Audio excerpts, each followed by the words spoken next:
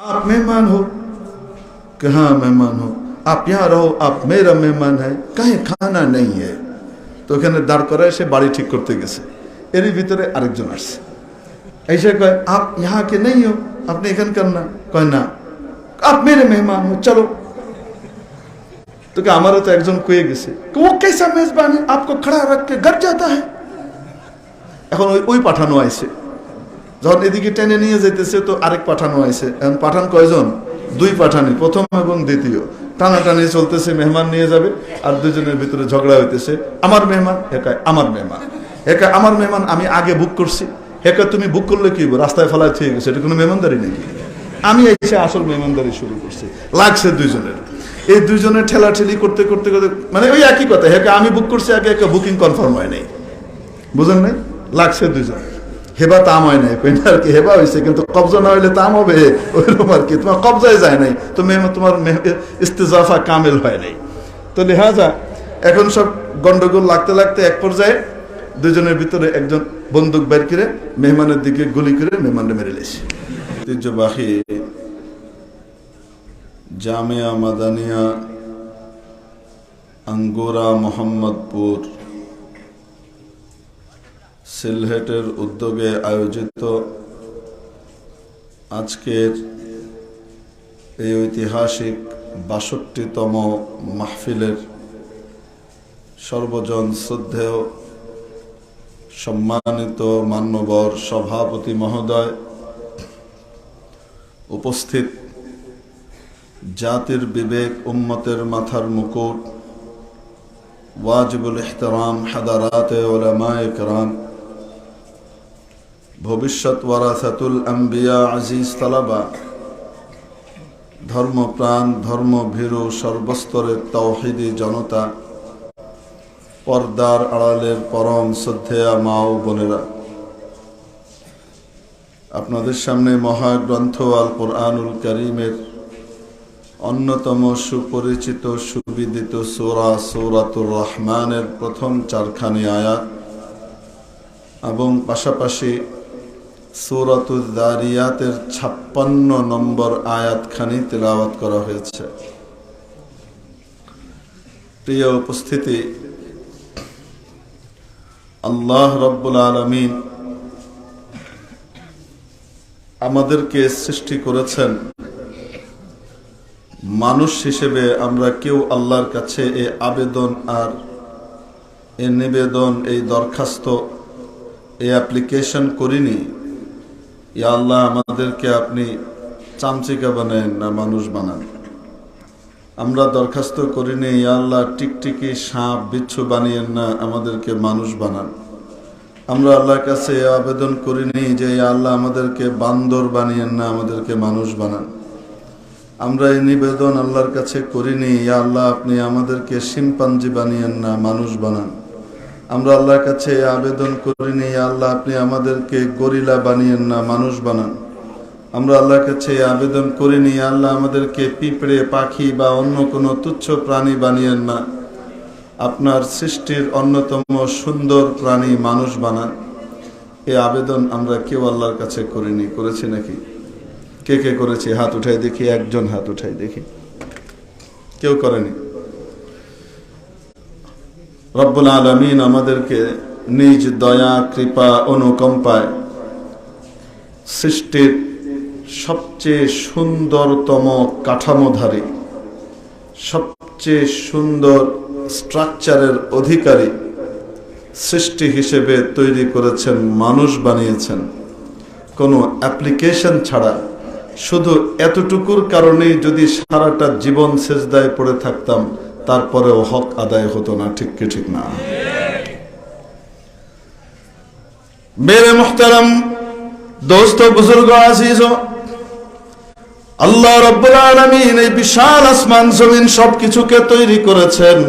কতদিনে তৈরি করেছেন? ফি সিত্তাতি আইয়াম। কতদিন? মাত্র 6 দিন। কিন্তু রাব্বুল আলামিন 6 দিনের পরিবর্তে শুধুমাত্র আদেশ করার সাথে সাথেই যে তৈরি করার প্রক্রিয়া, সেভাবেও তৈরি করতে পারতেন। ঠিক না?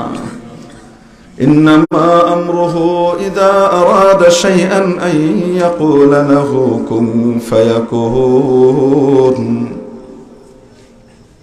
তার বিষয়টা তো এমনই যে তিনি তখন কোনো কিছু করতে ইচ্ছে করেন, শুধু আদেশ করেন কোন, সাথে সাথে তা হয়ে যায়। মুহাক্কিকিনে কেরাম কি বলে, আসলে এই কোন শব্দটাও আল্লাহ তাআলা বলার দরকার পড়ে না, এটাও ইবারাতুন আন ইরাদাতিল্লাহি তাবারাকা ওয়া তাআলা বিহাযাল লফজ বিহাযিহিল কালিমা। এই কালিমা দিয়ে আল্লাহ তাআলার ইরাদার বহিঃপ্রকাশটা ঘটানো হয়েছে, বোঝানো হয়েছে, আমাদেরকে বোঝাবার জন্য এটা তাবির আনা হয়েছে। নতুবা আল্লাহ রাব্বুল আলামিনের কাফ নুন এটাও বলার দরকার নাই, এটা বলার প্রয়োজনও পড়ে না। ইরাদা করেছেন, ইচ্ছে করেছেন, তৎক্ষণাৎ তা হয়ে যায়। ঠিক কি ঠিক না? হে যে কাসদার মুলকে ও আম্বাজ নাই, কওলে ওরা লাহনে নাই, আওয়াজ নাই। হে যে কাসদার মুলকে ও আম্বাজ নাই, কওলে ওরা লাহনে নাই, আওয়াজ নাই। মাবুদের কোনো কথা বলবার জন্য কোনো শব্দও দরকার হয় না, অক্ষরও দরকার হয় না, কোনো আওয়াজেরও প্রয়োজন পড়ে না। ঠিক কিনা? লাইসা কামিসলিহি শাই, আমাদের কোনো কিছু দিয়ে তার সাথে তুলনা করার কোনো সুযোগই নাই। ঠিক কিনা? ইন্নামা আমরুহু ইযা আরাদা শাইআন আন ইয়াকুলা লাহু কুন ফায়াকুন। মুহূর্তের ভিতরেই আল্লাহ তৈরি করে ফেলতে পারতেন, কিন্তু এই বিশাল আসমান জমিন এটি তৈরি করবার জন্য মাবুদ সময় লাগিয়েছেন কয়দিন? 6 দিন। কেন লাগালেন? মুফাসসিরিনে কিরাম লেখেন, সৃষ্টির বিশালতা, সৃষ্টির আজমত, এটা বিশাল বড় একটা সৃষ্টি, গুরুত্বপূর্ণ সৃষ্টি, এটা বুঝাবার জন্য একটু সময় ব্যয় করেছেন। নতুবা আল্লাহ তাআলা চাইলেই মুহূর্তের ভিতরে আসমান জমিন সব হয়ে যেত। আসমান জমিন কতটুকু বিশাল, প্রথম আসমানের পরিধি কতটুকু, তারপরে পরেরটা যায়। আমরা যে পৃথিবীতে বসবাস করি, এই পৃথিবী, এই গোলাই, এটার ব্যাসার্ধ হলো মাত্র 25,000 মাইল। মাত্র বললাম আর কি, কারণ পরে যেগুলো আসতেছে সেগুলোর তুলনায় এটা বুচাইচা, বাচ্চা কইলেও মুশকিল, কি কইতে বুচাইচ। আরো তাসগীরের জন্য শেষে চে লাগায়, হে লাগায়, বুচাইচা। যেমন চাম্মাচ, চামচ মানে চামচ, কিন্তু চামচকে ছোট বোঝানোর জন্য শেষে একটা হা লাগায়, তো কি হয়? চামচা। বুঝেন না মনে হয়? তো এরকম বাচ্চা, এটার যদি তাসগীর করতেন আপনারা বাংলা ভাষায়, তাহলে কি হইতো? বুচাইচ নাকি না? ওটার ভিতরে একটা শেষে হা লাগাইলে আরো তাসগীর করার জন্য বুচাইচা। এই পৃথিবীটা মাত্র 25,000 মাইল ব্যাসার্ধ বললাম, মাত্র বলা ঠিক না, এটা কত বিশাল। ঠিক কি ঠিক না? সুবহানাল্লাহ বিহামদিহি। এই পৃথিবীটা থেকে আমরা যে সূর্যটা দেখতে পাই, সেই সূর্যটা কতটুকু দেখতে পাই বলেন তো দেখি? সকালবেলায় যদি দেখি তো একটা বড় থালা, বুঝছেন না আপনারা? আর দুপুর বেলায় দেখলে ওলা একটা রুটি, একটা রুটির লাইন।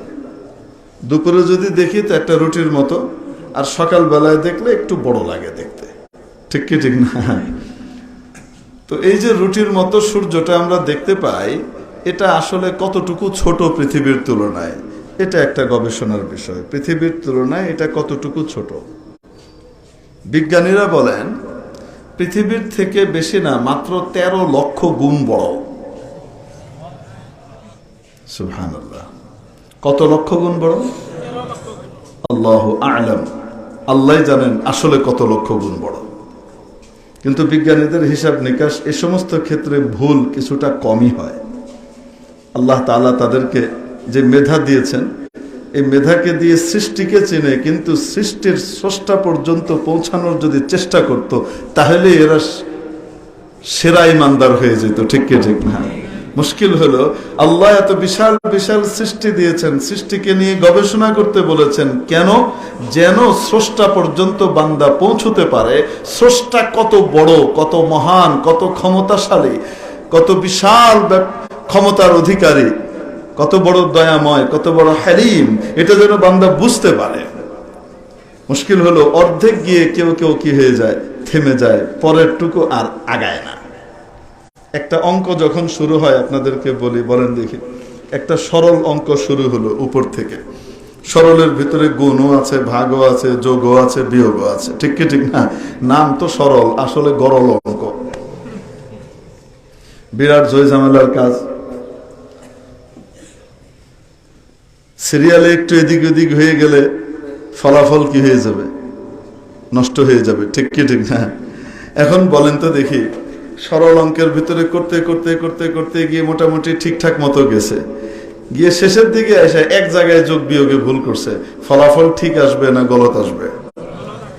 নাম্বার পাবে না পুরাই কাটা? বলেন তো দেখি। অন্যান্য বিষয়ের ভিতরে নাম্বার কি হয়, কতটুকু লিখেছে, মজমুন কতটুকু আদায় হয়েছে সেটা দেখা হয়, কিন্তু অঙ্কের ভিতরে কোন কালে যে আবার সেই শুরু হয়ে যায় ঠিক নাই। এখন আবার কইব যে প্রক্রিয়াটা ঠিক ছিল কিনা, আদা ঠিক হয়েছে কিনা, তাহলে আদা যদি ঠিক হয় তা আদা টুকুর নম্বর দেন। এই সমস্ত ফালতু মার্কা কথাবার্তা। অঙ্কের ভিতরে নাকি সৃজনশীলতা নিয়ে আসা হয়েছে।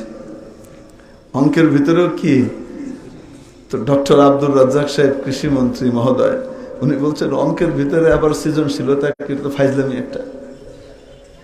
জীবনভর পড়ছি, অঙ্কের যদি ফলাফল ঠিক মতো না মিলে তাহলে কি হবে না, একটু নাম্বার পাবে না। এখন নাম্বারের ভিতরে এসে দেখা যাইতেছে অঙ্কের আধাটুক ঠিক হয়েছে কিনা, বাকি আধাটুক ভুল হয়েছে। আচ্ছা, আধাটুক যদি ঠিক হয় তো খুস্তা নম্বর তারে দেলাই না। ও যে তরিকা, এজন্যই তো উল্টা পাল্টা হবে, ঠিক কি ঠিক না? শেষ পর্যন্ত গিয়ে মানুষকে বান্দরে গিয়ে ঘুরে গেছে। হ্যাঁ, এটা এমনি হচ্ছে না তো, এই সমস্ত সৃজনশীল অঙ্ক করার কারণে, ঠিক কি ঠিক না? অঙ্কের ফলাফলে গড়বড় করতেছে। অন্য সব জায়গার ভিতরে সে মজমুন কতটুকু লিখেছে, বিষয়বস্তুটা বুঝেছে কিনা এটা দেখা হয়, কিন্তু অঙ্কের ভিতরে শুধু অতটুকু নয়, পুরোটুকু দেখা হয়। শুরু থেকে শেষ পর্যন্ত ঠিক হতে হবে। একটুখানি ভুল হয়ে গেলে, ফলাফল না মিললে কিন্তু নাম্বার পাবে না। নাম্বার কতটুকু পাবে না, 10-এ 10ই কাটা, ঠিক কি ঠিক না? তো মেরে মোহতারাম দোস্ত, আজিজ ও বুজুর্গ, বিজ্ঞানীরা যখন কোরআন থেকে দূরে সরে, তাদেরকে যদি কোরআনের রাস্তা কেউ দেখাইতে পারতো, যদি তারা কোরআন ওয়ালাদের কাছে একটু আসতো, কোরআন ওয়ালাদের সাথে যদি তাদের কিছুটা সম্পর্ক হয়ে যেত, তাহলে এই বিজ্ঞান দিয়ে, এই চর্চা দিয়ে সে মাওলাকে খুঁজে পেত, ঠিক কি ঠিক না? যে জায়গা মতো একটা জায়গায় গিয়ে আটকে যায় আর মাওলাকে খুঁজে পায় না। কেন? অঙ্কে গিয়ে মাঝামাঝি পর্যন্ত গিয়ে তারপরে কি হয়ে যায়, গড়বড় করে। মাঝামাঝি পর্যন্ত গেছে, সৃষ্টি পর্যন্ত গিয়ে মোটামুটি শিখছে টিকছে, তারপরে এটাকে কে বানাইলো ওই জায়গাটায় গিয়ে গড়বড় হয়ে যায়, ওই জায়গাতে গিয়ে মাথা নষ্ট হয়ে যায়। মিস্টার স্টিফেন হকিংস গোটা পৃথিবীর সবচেয়ে সেরা বিজ্ঞানী হিসেবে খ্যাতি লাভ করলেন, কিছুদিন আগে মারা গিয়েছেন, বেশি দিন আগে না। বিজ্ঞানী কেমন ছিলেন দেখতে? শারীরিকভাবে ডিসেবল, শারীরিকভাবে বিকলাঙ্গ, ল্যাংড়া লুলা টাইপের, কিন্তু আল্লাহ তাবারাক ওয়া তাআলা এই ল্যাংড়া লুলার মাথার ভিতরে এমন জ্ঞান দিলেন যে গোটা পৃথিবীর সেরা বিজ্ঞানীর খেতাব তাকে দেওয়া হলো। সমকালীন নিউটন আইনস্টাইনের তুলনায় না, বর্তমানের যারা আছেন এনাদের ভিতরে সেরা বিজ্ঞানীর খেতাব ভদ্রলোক পেলেন। বিজ্ঞানীরাও মেনে নিল যে উনি সেরা বিজ্ঞানী। কিন্তু শেষ পর্যন্ত গিয়ে জায়গা মতো যাওয়ার আগে হঠাৎ আষাঢ় খাইছে, এমন এক জায়গায় আষাঢ় খাইছে, শেষ মুহূর্তে গিয়ে ওনার আগের লেখাগুলা পড়লে উনি ওইটা দিয়ে স্রষ্টা সাবেত করেন। আর শেষে গিয়ে কি করছেন, জিন্দিগির শেষে গিয়ে আল্লাহ হেফাজত করে, গিয়ে নামটা লেখাইছে নাস্তিকদের খাতায়। আনুষ্ঠানিকভাবে স্রষ্টা নামে কেউ নাই। কেউ নাই কি বলেন আপনারা? কেউ নাই তো না, আছে। এই জায়গায় গিয়ে প্যাঁচ লেগে গেছে। এই জন্য হেদায়েত কার হাতে? আরো আসতে বলেন, কার হাতে? যদি দয়া করে মায়া করে আমাকে আপনাকে হেদায়েত না দিতেন মেরে মুহতারাম দোস্ত, দুনিয়ার কোনো শক্তি ছিল না হেদায়েত দেবে। ইন্নাকা লা তাহদি মান আহবাবতা ওয়ালাকিন্নাল্লাহা ইয়াহদি মান ইয়াশা। নবী, আপনি যাকে পছন্দ করেন তাকে হেদায়েত দিতে পারবেন তা নয়। এই একটি জিনিস আমি আমার হাতে রেখে দিয়েছি, আপনি চাইলেই হবে না, আল্লাহ যাকে চাবেন তাকে হেদায়েত দিবেন। ঠিক কি ঠিক না? এটা কার হাতে রেখেছেন? আল্লাহ। মেরে মুহতারাম দোস্ত, আজিজ ও বুজুর্গ, তো বলছিলাম বিজ্ঞানীদের এই সমস্ত হিসাব কিতাব, যে কত লক্ষ গুণ বড়, কতটুকু দূরত্বে পৃথিবী থেকে অবস্থান করছে না করছে, এই হিসাব কিতাব কাছাকাছি ঠিকই হয়, তাখমিনান, খুব একটা ভুল হয় না। ভুলটা হয় কখন? সূর্য পার করে যখন আল্লাহ পর্যন্ত যাইতে হয়, সূর্যটা কে বানাইলো ওখানে গিয়ে গড়বড় করে। মেরে মুহতারাম দোস্ত, তো পৃথিবীতে এই সূর্যটা যে আমরা রুটির মতো দেখি, একটা ছোট রুটি বা একটা তন্দুর রুটির মতো, বড় দেওবন্দের তন্দুর রুটির মতো দেখা যায়, এটা কত বড়? পৃথিবী থেকে কত বড়? 13 লক্ষ গুণ। 13 লক্ষ গুণ বড় একটা জিনিসকে রুটির মতো লাগে কেন? বাঈদ হওয়ার কারণে, দূরে থাকার কারণে, অনেক দূরে, তাই দেখতে এখন আস্তে আস্তে ছোট হয়ে গেছে। কতটুক দূরে? বেশি দূরে না, 9,30,00,000 মাইল দূরে। 9,30,00,000 মাইলকে যদি আপনি কিলোমিটারে কনভার্ট করতে চান, তাহলে ওটাকে ডিভাইডেড বাই 3 ইন্টু 5 করে দেন, কিলোমিটার চলে আসবে। কত কিলোমিটার? প্রায় 15 কোটির বেশি কিলোমিটার দূরে। কত?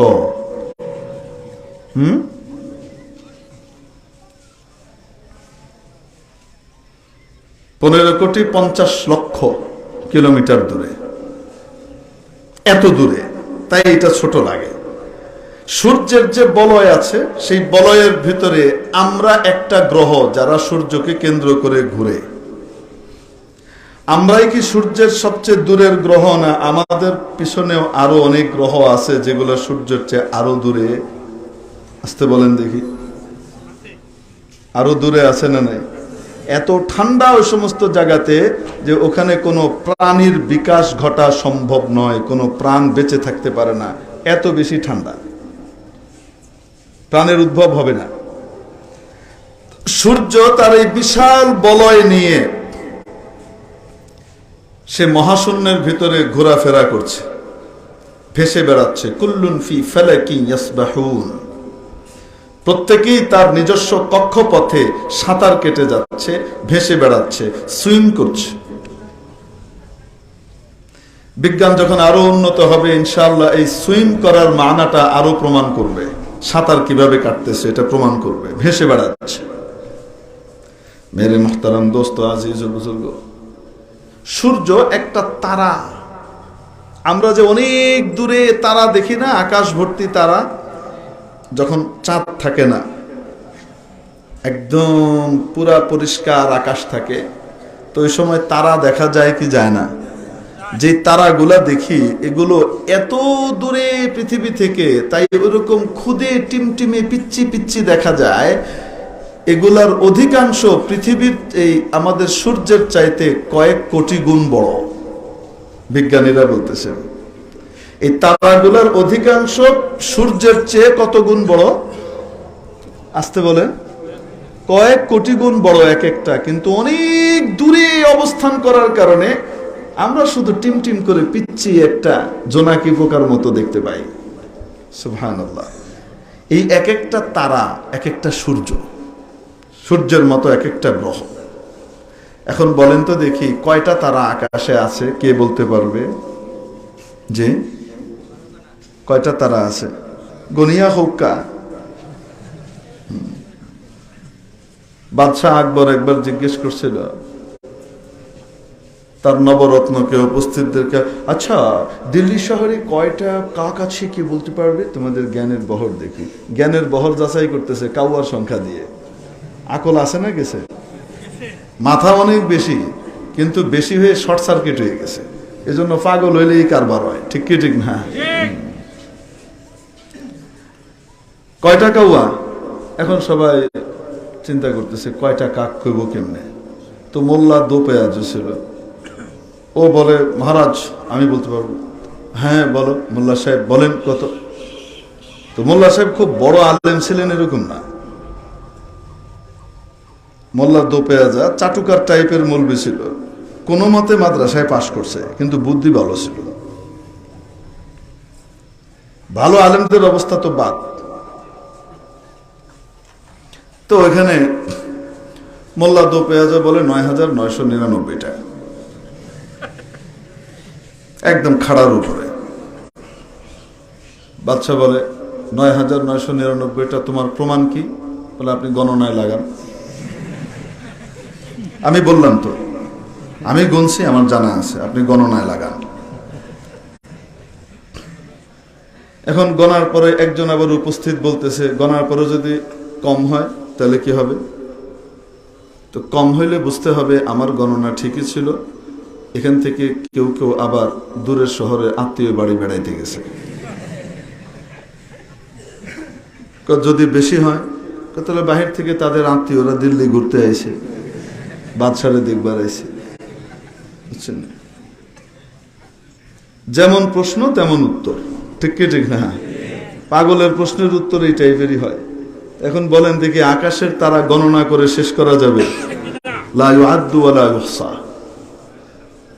অগণিত অসংখ্য। আপনি যদি গুনতে চান আমি আপনাকে চ্যালেঞ্জ করে দিচ্ছি, আপনি 10 হাত বাই 10 হাত আকাশ ঠিক করেন, ঠিক করে আপনি এই 10 হাতের ভিতরে তারাগুলা গুনবেন বলে আপনি ঠিক মতো সাইজ করছেন। আপনি গুইনা টিনা যখন শেষ করবেন যে 570টা হয়েছে, হঠাৎ দেখবেন প্রিক করে আরেকটা বেরিয়ে গেছে, জ্বলে আবার নিভে গেছে। দেখা যায় কি জানেন, 571টা হইলো, আবার গেল কি আবার আরেকটা বেরিয়েছে। মানে এত দূরে যে হঠাৎ একটুখানিকের জন্য দেখা দিয়ে আবার নাই হয়ে যায়। তো আমার চোখের দেখায় নাই হওয়ার কারণে কি ওইটা নাই না আছে, অনেক দূরে হওয়ার কারণে ধরা পড়ে না। তাহলে কত কোটি তারা আল্লাহ তাআলা বানিয়ে রেখেছেন, কত কোটি সূর্য না মহাসূর্য বানিয়ে রেখেছেন, এই সবগুলো হলো প্রথম আসমানের নিচে। وَزَيَّنَّا السَّمَاءَ الدُّنْيَا بِمَصَابِيحَ وَحِفْظًا, আমি নিকটবর্তী আসমানকে, পৃথিবীর আকাশকে সজ্জিত করেছি বহু রকমের প্রদীপ দিয়ে, তাদের ভিতরে সূর্য একটা প্রদীপ। এরকম হাজার কোটি প্রদীপ, এরা কিসের নিচে? প্রথম আসমানের নিচে। তো এই আসমানটা কত বড় কল্পনা করেন দেখি, কল্পনা করা যায়? আমরা যে নীল আকাশটা দেখি না, এটা আকাশ নয়, এটা আসমান নয়, এটা আমাদের দৃষ্টির শেষ সীমা, এর উপরে আমাদের দৃষ্টি আর যায় না। তো আকাশ কোথায়? আকাশ আরো অনেক উপরে। কত উপরে? আল্লাহু আকবার, আল্লাহু আলাম, উনি জানেন কত উপরে। তারপরেও কিছুক্ষণের জন্য ধরেন, মনে করেন ধরে নিই এটাই আকাশ, এটাই ধরে নিই।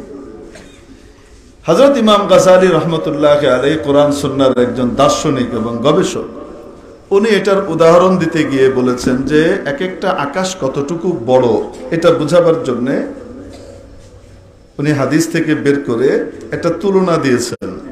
এই বিশাল যে আকাশ আমরা দেখতে পাই, এই আকাশের তুলনায় একটা দেশি মুরগির ডিম কত বড় বলেন না কেন?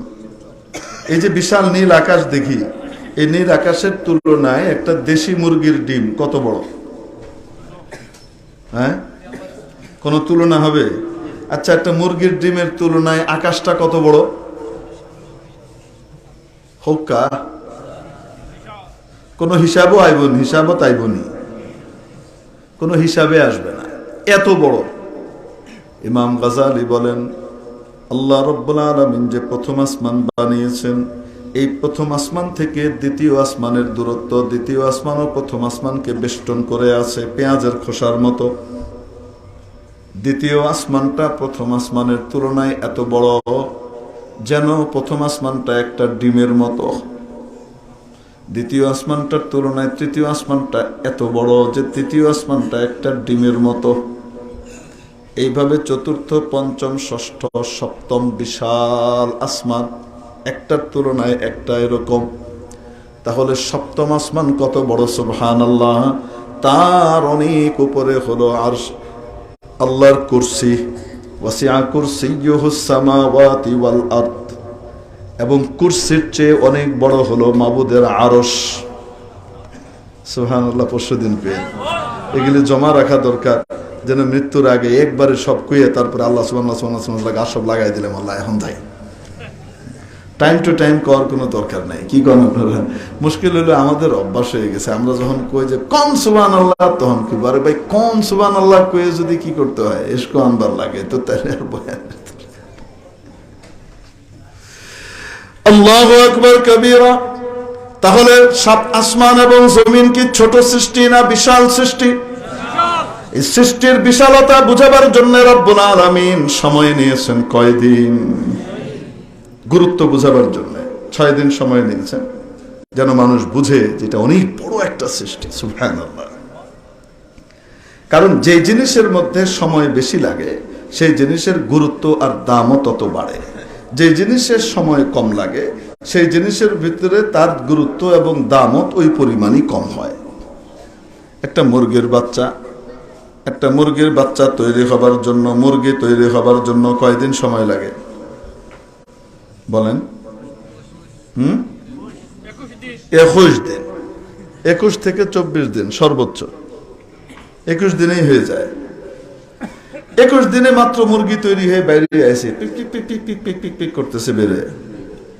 একদিন মাত্র বয়স, তার আকলের পূর্ণতা কত বেশি, সে পরিপক্ক হয়ে গেছে, সে খাদ্য অখাদ্যের পার্থক্য করতে পারে, সে শত্রু মিত্রের পার্থক্য করতে পারে, পারে কি পারে না? আর মানুষের বাচ্চা দুনিয়াতে আইতেই লাগে 9 মাস। কয় মাস?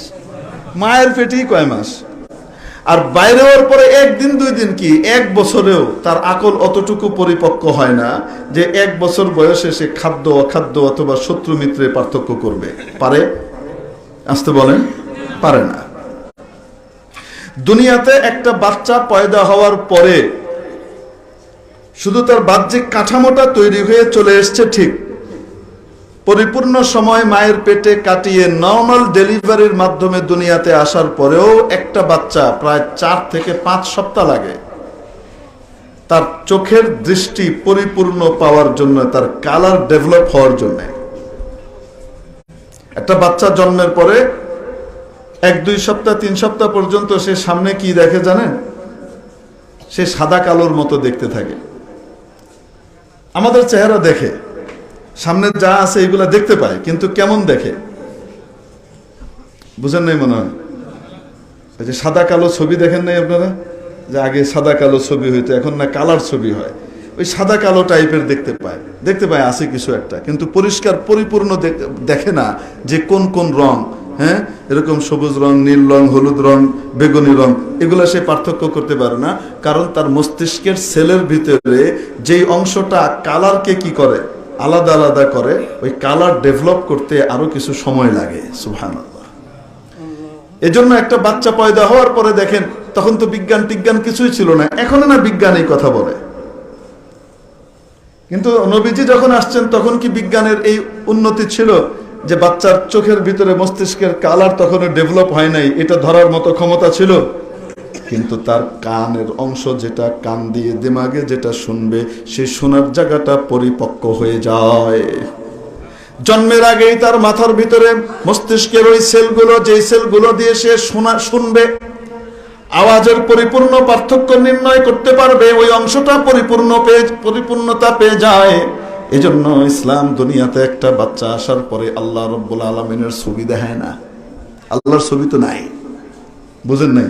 ইসলাম বলে নাই কাবা শরীফ দেখাও তার সামনে, যেন সে নামাজি হয়। কারণ এখনো সে দেখার এবং বুঝার, দেখার পরেও পরিপূর্ণ কুওয়াতে মুদরিকা তার এখনো কি হয়নি, দৃষ্টির যে কুওয়াত এটা এখনো কি হয়নি, পূর্ণতা পায়নি। কিন্তু শোনার কুওয়াত পরিপূর্ণতা পেয়েছে না পায়নি? শোনার শক্তি পরিপূর্ণ হওয়ার কারণে ইসলাম বলে তার কানে আজান দাও, আল্লাহর কথা শুনাইয়া দাও, শুনে গেছে। বাম কানে ইকামত দিয়ে দাও, ঠিক মতো তার জায়গাতে ওইটা সংরক্ষিত থাকবে, মাহফুজ থাকবে, যখন দরকার পড়বে তখন বেরোবে, রেকর্ড হয়ে থাকে। সুবহানাল্লাহ। তো একটা বাচ্চা 1 বছর বয়স হওয়ার পরেও এই বাচ্চাটার আকলের পূর্ণতা তখনও আসে না, ঠিক কি ঠিক না?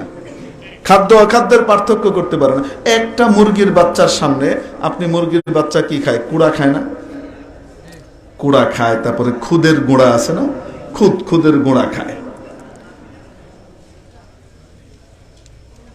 সে বের হওয়ার পরে একদিনও যায় নাই, সে টুকটুক টুকটুক করে রিজিক তলব শুরু করে দিছে। মুরগা কাজবাই দবেরু আয়াদ রোজি তালাবাদ आदमी ज़्यादा नदारद खैरद अक्लो तमीज वहाँ के नागाहे कसे गश्ते बचीज़े न रसीद वही बतम की नो फजीलत बुगुज़श्त हमा चीज़ आब गिना हमा जाया भी अज़ाबे महलस्त लाल दुश्वारे बदस्ता यद अज़ानस्ते अजीज। শেখ সাদি এটা দিয়ে ইস্তেদলাল আরেকটা বিষয়ের করছেন, আমি প্রথম 2 শের দিয়ে ইস্তেদলাল করতেছি।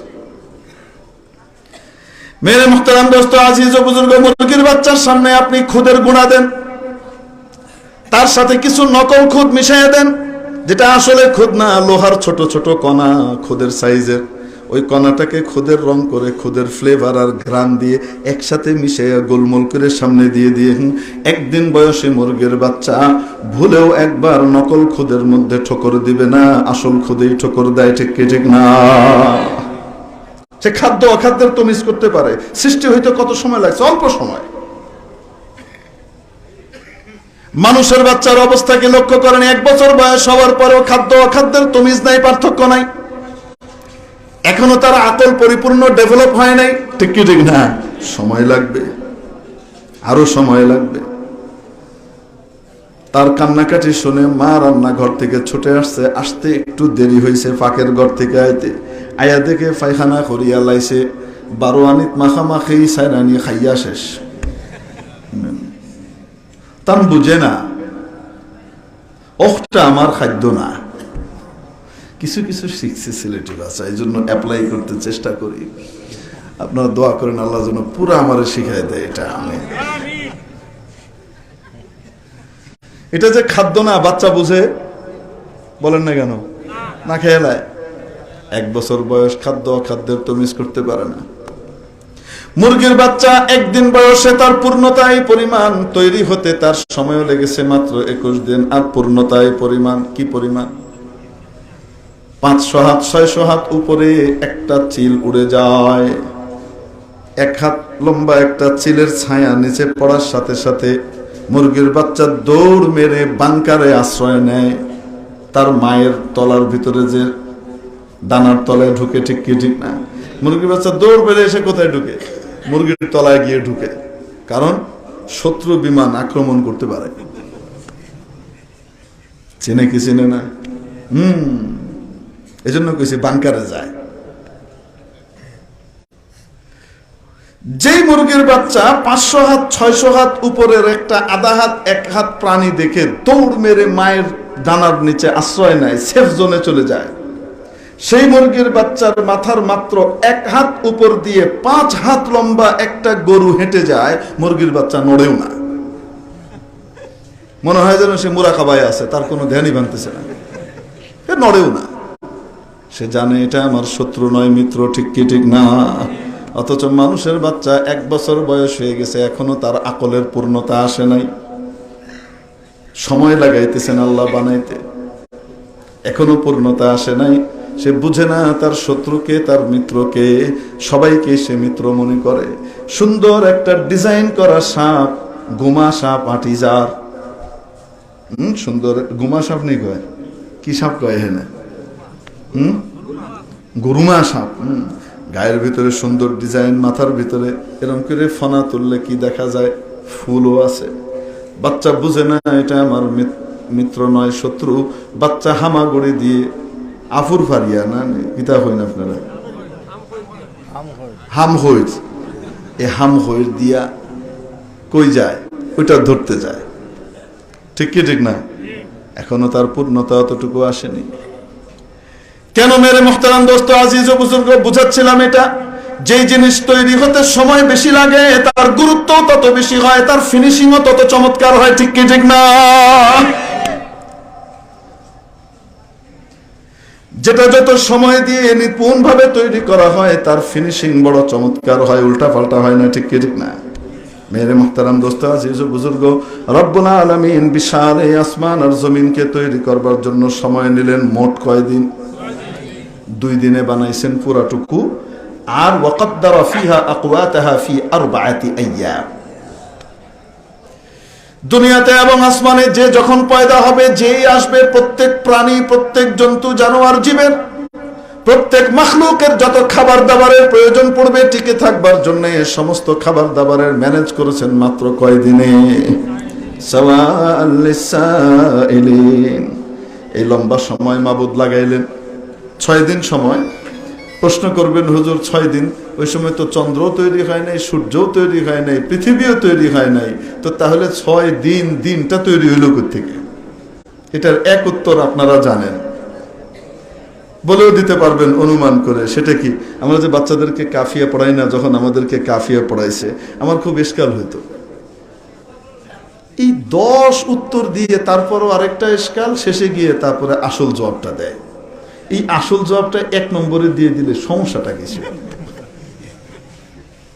বুঝেন না মনে হয়।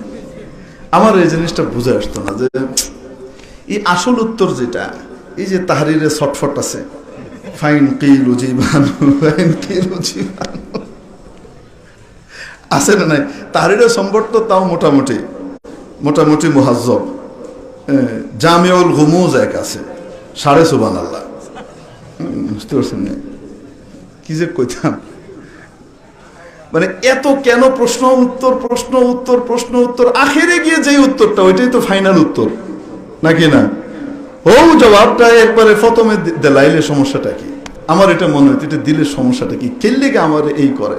তা আমি আমার হুজুরকে জিজ্ঞেস করছি, হযরত মাওলানা আকবর হোসাইন সাহেব দামাত বারাকাতুহুমুল আলিয়া ফাক্কাল্লাহু আসরাহ, আপনারা দোয়া করেন আল্লাহ তাআলা হুজুরকে অতি দ্রুত মুক্ত করে দেন বলে আমিন।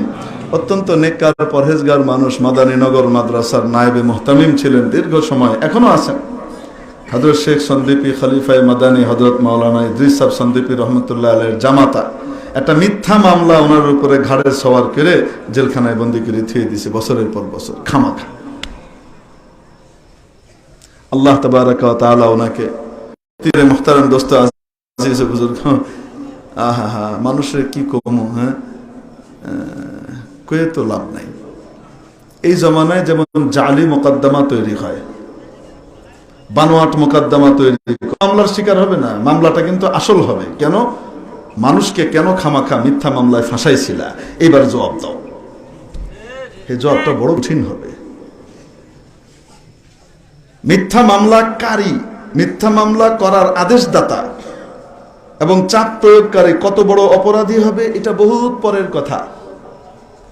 শুধুমাত্র মিথ্যা সাক্ষী দেওয়া কত বড় অপরাধ, নবী পাক সাল্লাল্লাহু তাআলা আলাইহি ওয়াসাল্লাম বলেন, আকবারুল কাবাইরি সাবউন, সবচাইতে বড় গুনাহ হলো 7টা। কবিরা গুনাহ তো অনেক আছে, কিন্তু মহা ভয়ঙ্কর বড় বড় গুনাহ কয়টা? আল ইশরাকু বিল্লাহ, আল্লাহর সাথে শরীক করা, ওয়া উকুকুল ওয়ালিদাইন, মা বাবার নাফরমানি করা, মা বাবাকে কষ্ট দেওয়া, যদিও মা বাবা কাফের হোক, তারপরেও মা বাবা খেদমত ছাড়া যাবে না, ঠিক কিনা? হ্যাঁ, তারা যদি ওয়া ইন জাহাদাকা আলা আন তুশরিকা বিমা লাইসা লাকা বিহি ইলম ফালা তুতি'হুমা, যদি তারা তোমাকে আমার শিরক করতে বাধ্য করতে চায় তাহলে আনুগত্য করা যাবে না, কিন্তু মা বাবার খেদমত করতে হবে। উকুকুল ওয়ালিদাইন ওয়া কতলুন নাফস, অন্যায়ভাবে কাউকে হত্যা করা, ওয়া ইয়ামিনুল গুমুস, কি খাওয়া? মিথ্যা কসম খাওয়া, ওয়া আকলুর, এটা এত ভয়ঙ্কর জিনিস। কারণ কেউ যখন মিথ্যা অনেক সময় মামলা দায়ের করে দেয়, আদালত বুঝে এটা মিথ্যা, কিন্তু আদালত মিথ্যা সাক্ষীর কারণে সঠিক ফয়সালাটা করতে পারে না, ঠিক কি ঠিক না? সে সাক্ষীর কাছে আটকা পড়ে যায়। ওই শাহাদাতুজ জুর, মিথ্যা সাক্ষী দুনিয়াতে এখন নাই তো, কি বলেন আপনারা? নাই তো? হ্যাঁ হ্যাঁ, বিভিন্ন ক্যাটাগরির রেডিমেড সাক্ষী আপনি আদালতে পাবেন, একদম রেডিমেড সাক্ষী। শুধু এই জমানায় না, বহু আগ থেকে চলতেছে এই জিনিস। 100 বছর আগেও ছিল মিথ্যা সাক্ষী, নাকি নাই? দেখেন, ব্রিটিশ আমলের কথা, এক ম্যাজিস্ট্রেট কোর্টে মামলা গেছে। মামলা যাওয়ার পরে আসলে মিথ্যা মামলা, মামলা কি নয়, সত্যি নয়। মাঝে মাঝে গ্রামের ভিতরে দেখবেন কাউকে দমানোর জন্য তার নামে চুরির মামলা দিয়ে দিছে, আর দেয় কি দেয় না, একটা মামলা দিয়ে দিছে। তো মামলার সাক্ষী কই গেছে, ওইখানে মামলা দায়ের করছে। যে তাকে মামলার সহায়তা করবে সে কইছিল মামলাটা দায়ের করেন, জজের সাথে আমার খাতির আছে, জজ তোমার পক্ষে রায় দিয়ে দিবে। এরকম অনেক সময় হয় কি হয় না, আমি সিস্টেম করে দেবো। আসল উদ্দেশ্য হলো মামলাটায় কোনো মতো করায় দিয়া তারপরে হের কাছ থেকে টিয়া খাইবো, আরেকজনের কাছ থেকে টিয়া খাইবো, কাম হইল এটা। আরে করে না মনে হয়, এই দেশে কেউ করে না তো, করেনি? হ্যাঁ, আচ্ছা আচ্ছা, তাহলে তো দেখি আমাদের এখানকার মতোই এরকম করে। তো এখন মিথ্যা মামলা একটা দায়ের করছে, কিন্তু আদালত আসলে তার ম্যানেজের ভিতরে ছিল না। এখন আদালত জিজ্ঞেস করছে সাক্ষী কই, সাক্ষী আনেন। কই জি স্যার, সাক্ষী আছে। কই তাড়াতাড়ি দৌড় মারছে, দৌড় মেরে সাক্ষী একজন নিয়ে এসে। তো আনার পরে আদালত জিজ্ঞেস করতেছে আপনি দেখছেন উনি ওনার জিনিসটা চুরি করছে, উনি ওনার সেই প্রাণীটা চুরি করছে, আপনি দেখছেন? বলে জি স্যার দেখছি। কত বড় ছিল? কই স্যার অত বড় আসলা, মানে বুক পর্যন্ত দেখাইছে, কোমরের উপরে একটুক দেখাইছে যে এত বড় আসলো। আসলে ওই জমানায় গ্রামগঞ্জে চুরি হইতো গরু, বুঝেন না? মামলা টামলা হইলে কি চুরির গরু হইতো, কি চুরির মামলা হইতো, গরু চুরির মামলা হইতো। তো সে মনে করছে গরু চুরির মামলা। আসলে ওই যে কইছে যে ভাই সাক্ষী দিবেন, কয় হ্যাঁ রাজি আছি। কয় এখন যাইতে চলেন, রেডিমেড সাক্ষী আয়া পড়ছে টাকার বিনিময়ে। এখন আইসা যখন দাঁড়াইছে তোকে দিবানি, কত কেমন ছিল, কতটুকু উঁচু ছিল? কয় যে এতটুকু উঁচু ছিল স্যার। আসলে মামলাটা ছিল মুরগি চুরির। এখন দেখাইছে কত বড়, এত বড় দেখাইছে না, নেই গরু সাইজ এত বড় স্যার। আপনারা দেশ মুরগি অত বড় হয়নি, এত বাটপার। কয় স্যার আরেক হাত দিছি না তো।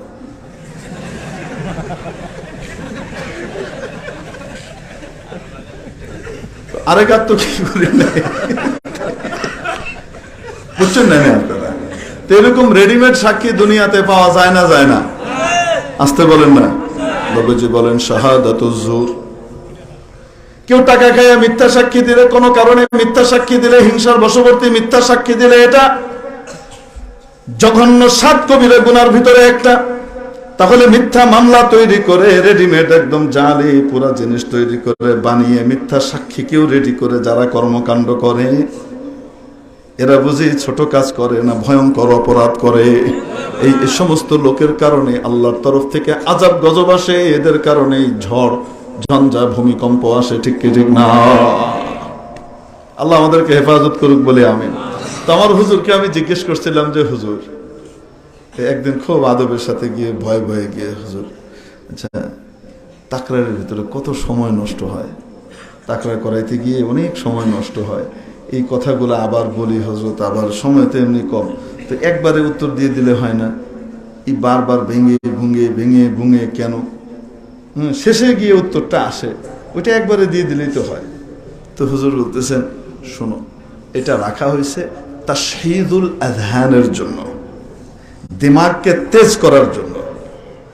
তোমার দিমাগ এখানে তেজ হবে। আমার তখন উত্তর বুঝে আসে নাই, হুজুরের উত্তর বুঝে আসে নাই, কিন্তু আমাদেরকে বড়রা শিখাইছেন, বড়রা যা বলে ওইটাকে চোখ বন্ধ করে মেনে নাও, সময় বুঝবা।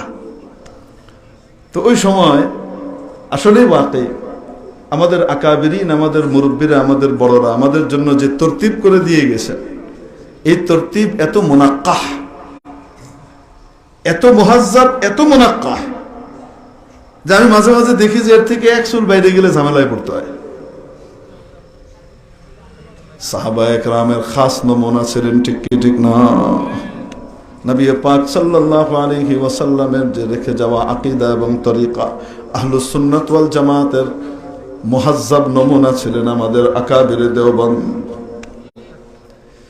তো এরকমই এক সুয়ার যে তাশহীজে আযহান। আবার যখন দাওরা হাদিস পড়ি, দাওরা হাদিস পড়ার পরে আরেক ইশকাল তৈরি হলো। সেই ইশকাল হলো খাস করে তিরমিজি শরীফের ভিতরে। দরকারটা কি আমাদের আইম্মায় আর বার কথা পড়ার? দরকারটা কি দাউদে জাহেরির মতামত শোনার? এমনি তো হেদায়েতে এহেনে এহেনে ঝামেলা করে আইছি, আবার এহেনে আবার শুরু হয়েছে। কি দরকারটা? আরে ভাই, মাযহাবে হানাফি মানি, একবারে মাযহাবে হানাফির দলিলগুলো একটানা দিয়ে দিলি তো খালাস। সমস্ত মাযহাবের দলিল দলিল পেশ করে তারপরে আবার এটার কি হওয়া, প্রত্যেকটার জবাব দেওয়া, এরপরে তার জিহুর রাজেহ ইনসাফের সাথে এই কাজ করার দরকারটা কি? আমরা হানাফি মাযহাব মানি ভাই, হানাফি মাযহাব পড়ায় দাও, শেষ। দালাল যতগুলো আছে সব দিয়ে দাও। বুঝেন নাই? আমার এই সোয়াল দাওরা হাদিস পড়া অবস্থায় ছিল, কিন্তু ওই যে আমাদের বড়রা যেটা তৈরি করছেন এটার উপরে আকীদত, এই আকীদত মানুষকে আসলে মুক্তি দিয়ে দেয়, বেয়াদব হওয়া থেকে বাঁচায়, দুনিয়াও বাঁচায়, আখিরাতেও বাঁচায়। তা আকীদতের কারণে আচ্ছা ঠিক আছে, আমাদের বড়রা তৈরি করছেন এভাবে। এটা তো আমাকে যখন সফরের জন্য দাওয়াত করলেন, যারা করলেন টোকিওতে, ওইখানে আপনার আসসালাম ফাউন্ডেশন, তারা বিদেশ থেকে বড় বড় স্কলারদেরকে আনে, তাদের ভাষায় বলতেছি আর কি, আলিম ওলামারে আনবে, স্কলারদেরকে আনবে, বয়ান করায়। প্রশ্নোত্তর পর্ব হতো, বিশেষ করে রবিবারে সরকারি ছুটি, সেই দিন স্পেশালি প্রশ্নোত্তর পর্ব হতো এবং বয়ান হতো। তো আমি ওদের ভিতরে যারা ছিলেন, ওখানে সিরিয়ার এক বড় শেখ ছিলেন, শেখ নাজিম আতার, মিশরের এক বহুত বড় দক্তর ছিলেন সাহেবুল মুসান্নাফাত আল জালিলা, শেখ ইউসুফ, বড় একজন আলিম, এরকম বড় বড় মাশায়েখ ছিলেন। আমি ছিলাম একদম বুচ্চা, আমার বয়স তখন গালিবান 32 বা 33, এনারা সবাই শেখ। এখন প্রশ্নোত্তর পর্বের ভিতরে আমার আর প্রশ্নের উত্তর দেওয়া লাগতো না, ওনারাই সব উত্তর দিতেন। এখন একবার সোয়াল আসছে কি নিয়ে, টাকনুর নিচে কাপড় পরা এটা কেমন? কারণ মিশরের যে বড় শেখ, এই শেখ ফজরের নামাজ পড়াইতেন প্যান্ট শার্ট পরে, দাঁড়িয়ে আছে, আলিমে বড় অনেক কিতাবও লিখছেন, দাঁড়িয়ে আছে, কিন্তু প্যান্ট আর কোট পরে কি করতেন, মাঝে মাঝে ফজর পড়াইতেন। এবং শাফিউল মাযহাব ছিলেন, মাসলাকান শাফি ছিলেন। ওই প্রথম আমি নামাজ পড়ার সময়, আমি আরবদের পিছনে বহু নামাজ পড়ছি, কিন্তু খাস শাফির পিছনে নামাজ ওইটা ছিল। উনি ফজরের নামাজ শুরু করছেন, বিসমিল্লাহির রহমানির রহিম, আলহামদুলিল্লাহি রাব্বিল আলামিন, জাহরান। আপনারা তো কিতা কয় তাফসীরে বাইজাবির মধ্যে বিসমিল্লাহ কে সূরা ফাতিহার জুজ কি জুজ না, এই নিয়ে লম্বা চড়া দলায়েল পড়ছেন না নি? এখন ওখানে দেখি ইমাম শাফি রহমতুল্লাহ আলাইহি মাসলাক, যেহেতু বিসমিল্লাহ সূরা ফাতিহার কি জুজ, তো উনিও একদম এভাবে উনি মাযহাবে আমল করতেন। তো না, মাযহাবে উনি আমল করতেছেন, আমাদের তো কোনো সমস্যা নাই। কি বলেন আপনারা? যে মাযহাবওয়ালা তার মাযহাব অনুযায়ী যদি আমল করে, তো সেটার উপরে, সেটা তার পিছনে হানাফিদের নামাজ জায়েজ হবে কি হবে না? কোনো সমস্যা নেই, তো আমরা নামাজ পড়তেছি। তো শেখ ফজর, আমি খুব কষ্ট পেলাম, কারণ শেখের টাকনুর নিচে কি ছিল, প্যান্ট ছিল। এখন আমি বলবো, আবার চিন্তা করতেছি, এখনই যদি বলি তো তাহলে মেহমানের, তারা মনে করতে পারে যে এক মেহমান আরেক মেহমানকে খোঁচা মারছে। তো আমি খুব দোয়া করতেছিলাম, আল্লাহ যদি শেখকে বলার কোনো মৌকা পাওয়া যেত। তা আল্লাহর কি কুদরতে এক আফগানি সোয়াল করে বসছে, ওখানে মুখতালিফ জিনসিয়ার মানুষ আছে, আরব আছে, মালয়েশিয়ান আছে, এরা আছে, বাংলাদেশি আছে, পাকিস্তানি আছে, আফগানি আছে। আফগানিরা তো পাঠান না, এই পাঠান তো কাউরে কি করে না, ছাড় দেয় না, এ যেই হোক না কেন, হ্যাঁ যেই হোক না কেন, যেটা সে বুঝছে আল্লাহর রহমতে এখান থেকে কি করবে না, সে নড়বে না। আল্লাহ বানাইছে এদেরকে স্পেশাল করে, কঠিন মেহমান নওয়াজ। হ্যাঁ, একবার বলে এক মেহমানকে ধরে আনছে, মেহমান আসছে, এখন দৌড় মেরে আসছে, মেহমানকে কই নিবে, বাড়ি নিবে। তো কইছে, आप मेहमान हो? कि हाँ मेहमान हो, आप यहाँ रहो, आप मेरा मेहमान है, कहीं खाना नहीं है। তো ওখানে দাঁড় করায় সে বাড়ি ঠিক করতে গেছে, এরই ভিতরে আরেকজন আসছে, এসে কয়, आप यहाँ के नहीं हो, আপনি এখানকার না? কয় না, आप मेरे मेहमान हो, चलो। তোকে আমারও তো একজন কয়ে গেছে, वो कैसा मेजबान है, आपको खड़ा रख के घर जाता है। এখন ওই পাঠানো আইছে, যখন এদিকে টেনে নিয়ে যেতেছে তো আরেক পাঠানো হয়েছে। এখন পাঠান কয়জন? 2 পাঠানি, প্রথম এবং দ্বিতীয়। টানাটানি চলতেছে, মেহমান নিয়ে যাবে, আর দুজনের ভিতরে ঝগড়া হইতেছে। আমার মেহমান, হেকায় আমার মেহমান, হেকায় আমার মেহমান, আমি আগে বুক করছি। হেকায় তুমি বুক করলে কি রাস্তায় ফেলায় ঠিক গেছে, এটা কোনো মেহমানদারি নেই। আমি এসে আসল মেহমানদারি শুরু করছি, লাগছে দুইজনের। এই দুইজনের ঠেলাঠেলি করতে করতে করতে মানে ওই একই কথা, হেকায় আমি বুক করছি আগে, একটা বুকিং কনফার্ম হয় নাই, বুঝেন নাই? লাগছে দুইজন, হেবা তাম হয় নাই, পেন্টার কি হেবা হয়েছে, কিন্তু কবজা না হইলে তাম হবে, ওইরকম আর কি। তোমার কবজায় যায় নাই তো তোমার ইস্তেজাফা কামেল হয় নাই। তো লিহাজা এখন সব গন্ডগোল লাগতে লাগতে এক পর্যায়ে দুজনের ভিতরে একজন বন্দুক বের করে মেহমানের দিকে গুলি করে মেহমানকে মেরে লেছে। মেরে কয়, যা যা লে যা, তেরা মেহমান খিলা যা, যা লয়ে যা, কি খা, মেহমানরে খাওয়া ভালো কিনা। বুঝছেন না? এবার মাঝে মাঝে অবস্থা এমন হয়। আমার আব্বাজান ঘটনা শুনাইছেন, পাঠানের ঘটনা, ওয়াকি ঘটনা। তো শুনাইতেছেন যে এরকম চোর ধরছে, চোরকে বেঁধে থুইয়া থানায় আসছে। मैंने चोर पकड़ा, तुम चलो। तो चोर को पकड़ा, तुम उसको बांधा या नहीं? कहाँ बांधा? कहाँ बांधा? का पैर में बांधा। पा भालो के बेंधे थे इसे, को पैर तो बांध के आया, हाथ क्या है? हाथ खुला हुआ है। करे पागल कह करके वो तो खुल करके चला जाएगा। पुलिस से तुम्हें नीते আসছো, আমরা তো যাবো, ওখানে গিয়ে দেখবো কি করছে সে। তুমি হাত খুলে থুয়েছো, পা বেঁধে দিছো, তো পা বান্ধা থাকবে না, খুলে যাবো গা, তো খুলে যাবো গা, তো ওখানে যায় লাভ নাই। এখন ও কয় নেই, মাসালা তো এটা জানে, আলেম ওলামার কাছে শিখছে, প্রশ্ন একদম করে দিছে এবং শেখের কাছেই করছে। নেন এটার উত্তর দেন যে টাকনোর নিচে কাপড় পরা কি? তো হুজুর উত্তর দিলেন, শেখ উত্তর দিলেন, মা আসফালা মিনাল কাবাইনি মিনাল ইজারি ফিন্নার বাতারান।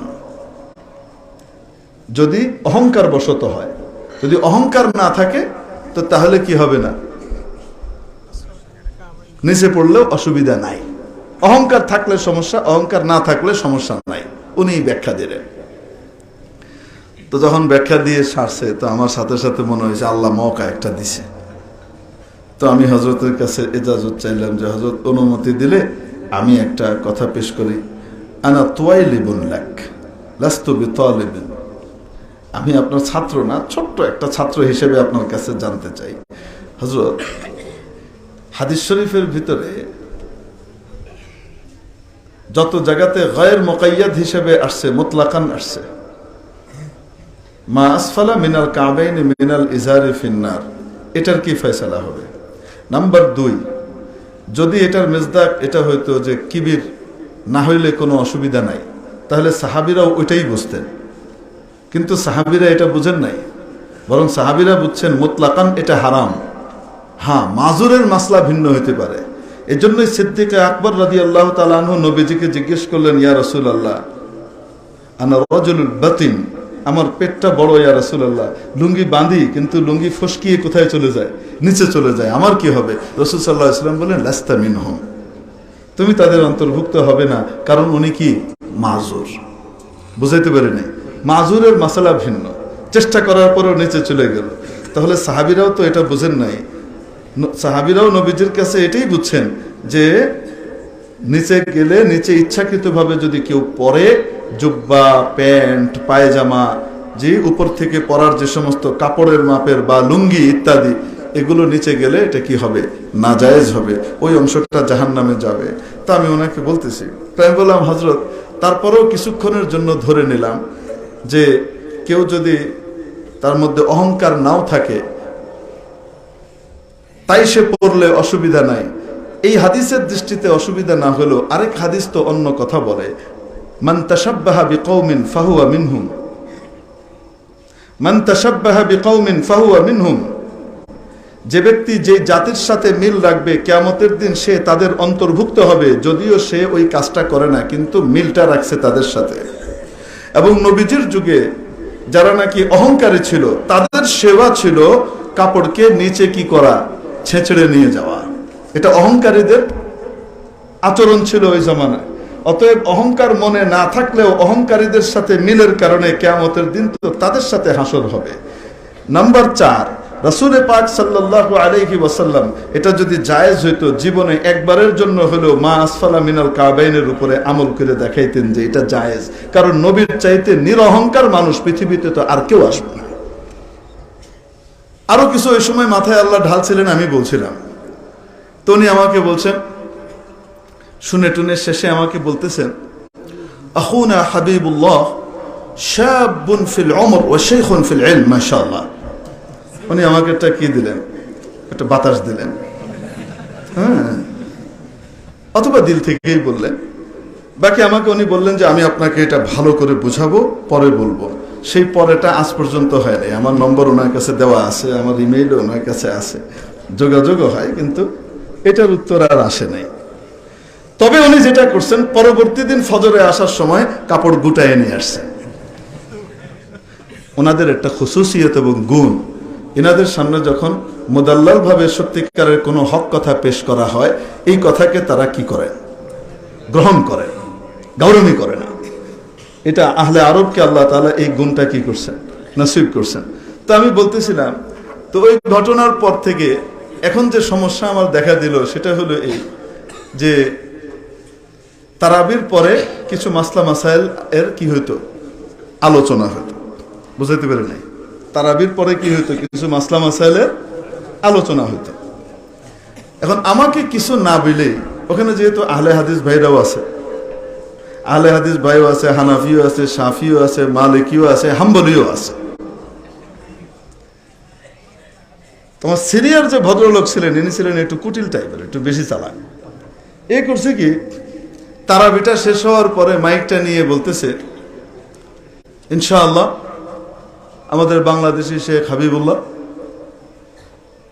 বেতরের পরে আমাদেরকে শিখাবেন কাইফা কানা ইয়াতাওয়াদ্দাউ রাসূলুল্লাহ সাল্লাল্লাহু আলাইহি ওয়াসাল্লাম, নবীজির ওযু আমাদেরকে শিখাবেন। বুঝতে পারছেন? তো আমি তো এতক্ষণ তো সবার সাথেই মহব্বত ছিল, তো আমি চিন্তা করতেছি যে এ তো ভালো ভেজালের ভিতরে ফেলাইছে।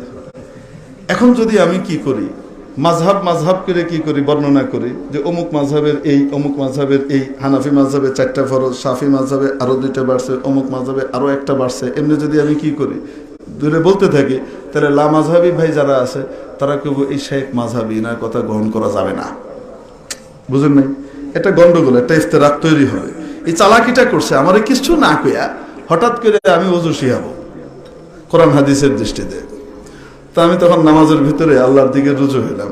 নামাজের ভিতরে সুবহান রাব্বিয়াল আলা তো পড়তেছি, আর চিন্তা করতেছি আল্লাহ ফিতনা থেকে বাঁচবো কেমনে।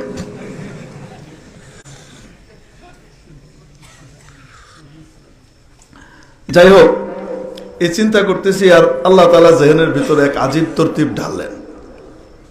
জেহেনের ভিতরে ঢাললেন যে কোনো মাযহাবের কথা কওয়ার দরকার নাই, প্রত্যেকের দালায়েল বলতে থাকতে হবে, আর অমুক দলিল দিয়ে অমুক এটাকে অতিরিক্ত বাড়াইছেন, এটা কমাইছেন, এটা বাড়াইছেন, এটা শুধু কয়ে গেলেই তো কি হয়ে গেল, প্রত্যেকের মাযহাবেরটাও কওয়া হয়ে গেল। আবার দলিল ভিত্তিক হয়ে যাওয়ার কারণে, হাদিসের দৃষ্টিত হওয়ার কারণে আমাদের লা মাযহাবি ভাইরাও কেউ বুঝে না, হাদিস দিয়েই তো কইছে। এটা আল্লাহ মাথার ভিতরে ঢাললেন। ওই দিন আমার সরে সদর হয়েছে যে আমাদের আকাবিরিন আমাদেরকে যে নিসাব পড়ান, এটা শুধু পৃথিবীর একটা অংশকে কেন্দ্র করে নিসাব পড়ান না, আমাদেরকে যে ইলম শিখান, এই ইলমটা গোটা বিশ্বকে সামনে রেখে শিখান, যে গোটা পৃথিবীর মানুষের যেন কি করা যায়, চাহিদা এবং জিজ্ঞাসার জবাব একজন মাদ্রাসার ছাত্র আলিম সে যেন দিতে পারে। এবং ওয়াকি আল্লাহ তাআলা এমন কামিয়াব করছেন, আমি আকাবিরে দেওবন্দের উপরে ইসালে সোয়াব করে আমি সি আল্লাহ আমার উপরে তুমি তাদের বারাকাত কি করো, নাজিল করো। কারণ এরা জানে আমি দেওবন্দের মাদ্রাসা মসজিদের ইমাম খতিব ছিলাম। এখন দেওবন্দিয়তের মাসালা গন্ডগোল লাগবে বা এটা ইত্তেহাদ পয়দা হবে, আল্লাহর রহমতে আমি একটা একটা করে শুরু করলাম, বলে যেতেছি আর কইলাম এটা দিয়ে ইমাম আবু হানিফা রহমতুল্লাহ আলাইহি 4টা ফরজের কথা বলেন, এটা দিয়ে ইমাম শাফি রহমতুল্লাহ আলাইহি হাদিসের দৃষ্টিতে আরেকটু বাড়ান, ওইটা দিয়ে আরেকটু বাড়ান, এটা দিয়ে ইমাম মালিক রহমতুল্লাহ আলাইহির এই অংশটা বাড়ে, এটা দিয়ে ইমাম আহমদ ইবনে হাম্বল রহমতুল্লাহ আলাইহি হাদিস বলতেছি আর এটা বলে যেতেছি। এখন যদি আমাকে আল্লাহ রব্বুল আলামিন এই দেওবন্দি তরিকায় না পড়াইতেন, ওলামায়ে দেওবন্দ আমাদেরকে যেভাবে চারো মাযহাবে আরবাআর 4 মাযহাবেরই দলিলগুলা পড়ান তুলনামূলক বিশ্লেষণ সহ, আমি সেদিন জবাবটা কই থেকে দিতাম? আমি তো পারতাম না দিতে। দিয়ে যখন শেষ হয়েছে, এবার মুসাফা যে শুরু হয়েছে, সুবহানাল্লাহ। আর মুসাফার শেখদের সাথে করে না, আমার সাথে মুসাফা করতেছে। আলে হাদিস ভাইরাও, লামাজবি ভাইরাও মুসাফা করতেছে, কারণ উনি কই থেকে কইছে, হাদিস থেকে কইছে। চাইরে মাযহাবের সাথে সম্পর্ক হয়েছে, এটাও হয়েছে। কেমনে হলো? আমাদের আকাবিরিন আমাদের জন্য যে তর্জ এবং তরিকা তৈরি করে দিয়ে গেছেন, সেটা শুধু বাররে সগীর এই গোটা উপমহাদেশকে কেন্দ্র করে নয়, এক একজন আলিমকে তৈরি করতেছেন ওনারা ওয়ারাসাতুল আম্বিয়া। নবী যেহেতু এই দুনিয়াতে আমাদের নবী এসেছিলেন, ইয়া আইয়ুহান নাস ইন্নী রাসূলুল্লাহি ইলাইকুম জামিআ, কুল ইয়া আইয়ুহান নাস ইন্নী রাসূলুল্লাহি ইলাইকুম জামিআ। ও নবী, আপনি বলে দেন যে আমি তোমাদের গোটা মানব জাতির কাছে প্রেরিত হয়েছি। তো একজন আলিম গোটা মানব জাতিকে সামনে রেখেই তার পড়ালেখাকে আগাবে। যত রকমের মাযহাব হইতে পারে সবগুলা মাযহাবে হক্কা, সবকিছু শিখেই তারপরে তার পূর্ণতা পাবে। এইভাবে আমাদের আকাবিরে দেওবন্দ আমাদেরকে তৈরি করে দিয়েছেন, ঠিক কি ঠিক না? তো মেরে মুহতারাম দোস্ত, বলতেছিলাম ওই দিন আমার এই শরে সদর হয়েছে যে তিরমিজি শরীফের ভিতরে আমাদেরকে যে মাযহাবে আরবা নিয়ে মুনাকাশা করতেছে, আবু দাউদ শরীফের ভিতরে করতেছে, তারপরে আপনার কি বলে মুসলিম শরীফের ভিতরে করতেছে, মুখতালিফ মাকামাতে, এগুলা যে করতেছে, কেন করতেছে? যেন সমস্ত কিছু ওলামায়ে কেরামের সামনে পরিষ্কার থাকে, তার কাছে যেন গোজামিলি জ্ঞান না থাকে। মেরে মুহতারাম দোস্ত, একবারের ঘটনা, বিয়ে শাদী হওয়ার পরে, আমার যখন প্রথম বিয়ে হয়, ফারিগ হয়ে আসার পরে বিয়ে হয়েছে। আর বিয়ে হওয়ার 11 দিনের মাথায় আল্লাহ হজ নসিব করছেন। কি নসিব করছেন? আমি কিন্তু এক মওজুয়ে আলোচনা করার নিয়ত করছিলাম, আল্লাহ তাআলা ঘুরায় আরেক দিকে নিচ্ছেন, আমার হাতে নাই। আল্লাহ তাআলা নিচ্ছেন অন্যদিকে। হয়তো আকাবিরে দেওবন্দের বরকত এবং ওনাদের তরতিবের উপরে আমাদের কারো কারো হয়তো আদমে এতেমাদ আসতে পারে। সেই আদমে এতেমাদ দূর করাটা জরুরি। হয়তো আল্লাহ এটাকে বেশি প্রয়োজন মনে করছেন, আমি জানি না। এখন বিয়ে শাদীর পরে আমি গেছি, আমার বিয়ে পড়াইছেন হযরত শেখ আরশাদ মাদানী সাহেব দামাত বারাকাতুহুমুল আলিয়া। 11 দিন পরে হজের সফর। বিয়ে ঠিক হয়েছে 3 দিনে, বিয়ে পড়াইছেন, বিয়ে পড়ানোর পরে 11 দিন পরে হজের সফর ঠিক হয়েছে। আসলে আমার বেগম সাহেবার উসিলায় আমার আল্লাহ হজ কবুল করায় নিয়েছে। আমার বেগম সাহেবা তার ফুল ফ্যামিলি সহ, আব্বা আম্মা সব সহ তারা হজে যাওয়ার কথা। হঠাৎ আমার বেগম সাহেবের বিয়ে আমার সাথে ঠিক হয়েছে। ঠিক হওয়ার পরে যেহেতু বড় জামাই যাইতেছে, বড় মেয়ের ছেলে পেলে যাইতেছে, তো আমার শ্বশুর এখন দেখতেছে নতুন জামাই, আমার এই ছোট জামাই যাবো না, এটা কেমন হয়? এখন গিয়ে মেহনত করলেন, আল্লাহ কুদরত দিয়ে ইন্তজাম করে দিলেন, হয়ে গেল। এখন হজে যাওয়ার পরে কারবার একটা ঘটছে, মা আয়েশার কারবার ঘটছে। কিন্তু কারবার যে ঘটছে ওইটা আল্লাহ বাঁচাইছে, ক্বাবলা তোয়াফ না, তোয়াফে বেদার পরেই ঘটছে, ফিরে আসার আগের দিকের ঘটনা, যখন আমরা মক্কা শরীফ ছেড়ে মদিনা শরীফ যাব, ওই সময়কার কথা। হঠাৎ কান্নাকাটি শুরু করছে। কি হয়েছে? আমি বললাম কি হয়েছে? আমি আর যেতে পারবো না, কাবা ঘর দেখতে পারবো না, আমি চলে যাবো, কাবা ঘর দেখতে পারবো না। তার সমস্যা হয়েছে। এখন ওই সমস্যা নিয়ে মসজিদের ভিতরে ঢোকা জায়েজ না না জায়েজ? আরে কয় না কেন? না জায়েজ। তো এখন আমি গেছি, এখানে গিয়ে একজনকে জিজ্ঞেস করলাম যে ভাই, সবচেয়ে কাছের দরজা কোনটা যেটা দিয়ে কাবা শরীফ বাইরে থেকে দেখা যায়? তো আমাকে পুলিশ কয়ে দিল বাবুল মালিক আব্দুল আজিজ, এখানে নিয়ে যাও, এখান থেকে কাছে হবে। তো আমি তার দরজার কাছে বসাই থিয়া আমি বললাম, মাসলা তো আমার জানা আছে যে তুমি ঢুকতে পারবা না, তারপরেও দেখি কোনো শাকাল বেরোয় কিনা। বুঝেন নাই? কোনো শাকাল বেরোয় কিনা আমি একটু জিজ্ঞেস করে আসি। তো আমি ভিতরে ঢুকছি, ভিতরে ওখানে আবার মুফতি বসে, ভিতরে মুফতি আছে। তো মুফতি সাহেবের আশপাশে আবার লোকজনও থাকে। তো আমি মুফতি সাহেবের সাথে কথা বলতে গেছি। আনফর্চুনেটলি মুফতি সাহেব ছিলেন একজন কৃষ্ণাঙ্গ এবং গালিলা মাযহাবী। এখন উনি বসা, আমি ওনাকে মাসালা জিজ্ঞেস করলাম। তো উনি করলেন যে হ্যাঁ, কি করতে হবে? ইমাম শাফি রহমতুল্লাহ যে মাসলাক সেটা খুঁয়ে দিলেন। ভালো করে কাপড় বাঁধতে হবে, বাইন্দার জন্য কোনো কিছু না হয়। তাদখুল মিন হুনা ওয়া তাখরুজ মিন হুনা ওয়া লা তাজলিস ফি আইয়ি মাকান। এই রাস্তা দিয়ে ঢুকবে, আরেক দরজা দিয়ে বেরিয়ে যাবে, কিন্তু মসজিদের ভিতরে কি করবে না, কোথাও বসবে না। তো আমি ওনাকে খুব আদবের সাথে জিজ্ঞেস করছি। মুফতি সাহেবের বয়স অনেক বেশি না, আমার চাইতে হয়তো 10 বছরের বেশি হবে। তো আমি মুফতি সাহেবকে জিজ্ঞেস করলাম যে শেখ, এটা কি হানাফি মাযহাবেও একই ফতোয়া।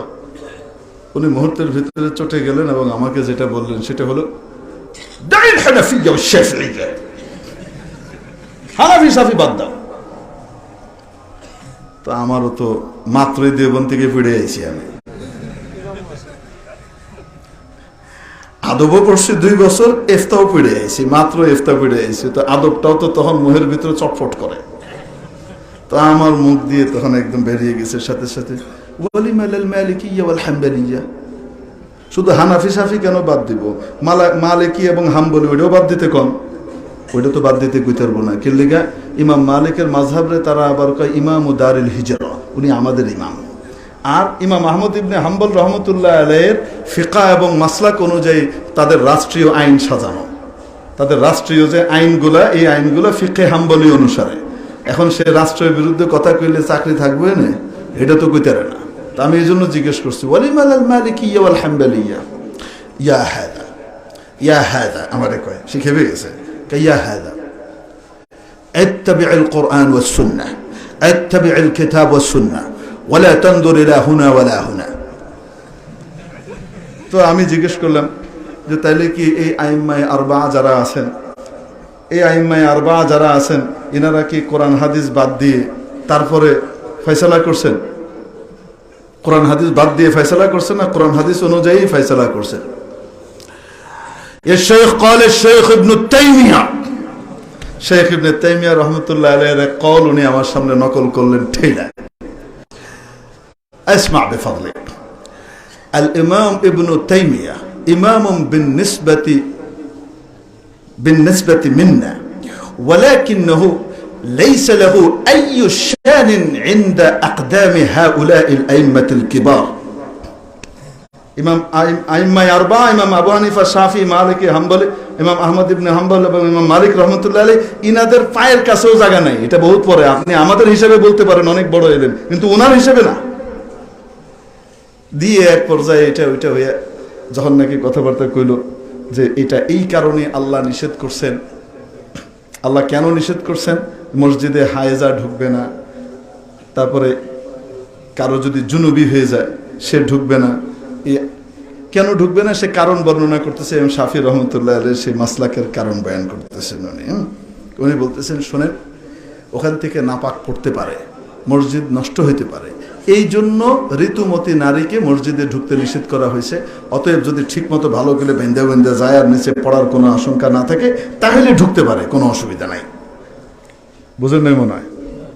তা আমি কইলাম আচ্ছা ঠিক আছে, এই একই আদেশ তো ওই ব্যক্তির, যেই ব্যক্তি জুনুবি, যে পুরুষের উপরে গোসল ফরজ, ঠিক কি ঠিক না, তার জন্য তো মসজিদে ঢোকা নিষেধ, ঠিক কি ঠিক না?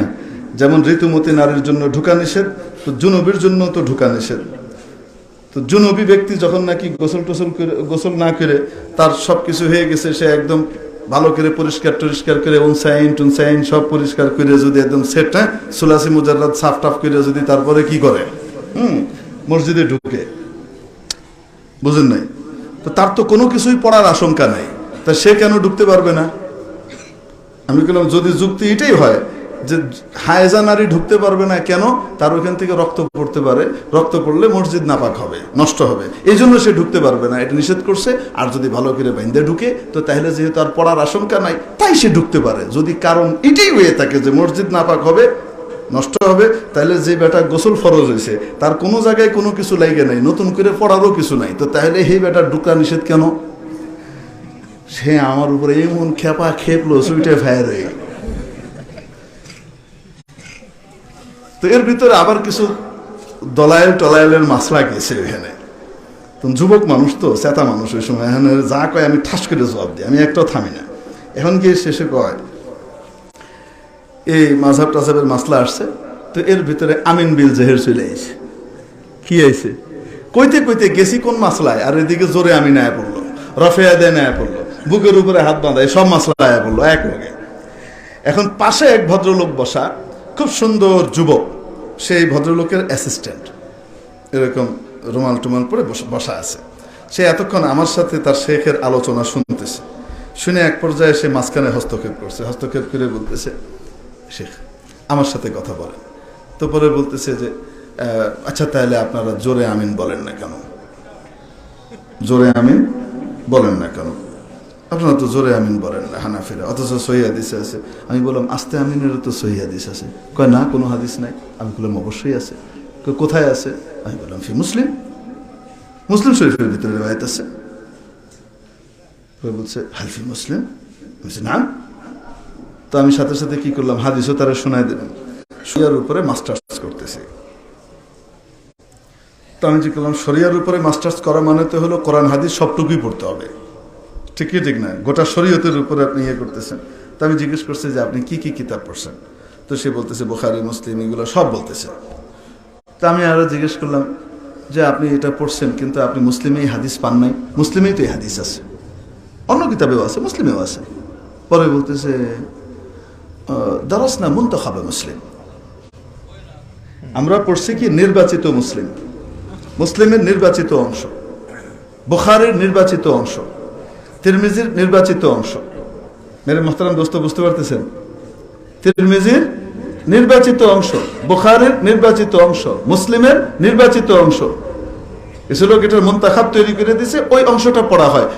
সে শরিয়ার উপরে মাস্টার্স করতেছে, হাদিসের উপরে মাস্টার্স করতেছে, কিন্তু আগাগোড়া পুরা বুখারী, পুরা মুসলিম, পুরা তিরমিজি তাকে পড়া এটা বাধ্যতামূলক নয়।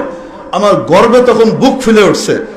জাযাল্লাহু আন্না আকাবিরানা, আমাদের মুরব্বিদেরকে, উলামায়ে দেওবন্দকে আল্লাহ তাবারাকা ওয়া তাআলা গোটা উম্মতের তরফ থেকে উত্তম বদলার বিনিময় দান করেন, যে তারা আমাদেরকে শুধুমাত্র নির্বাচিত অংশ পড়ান নাই।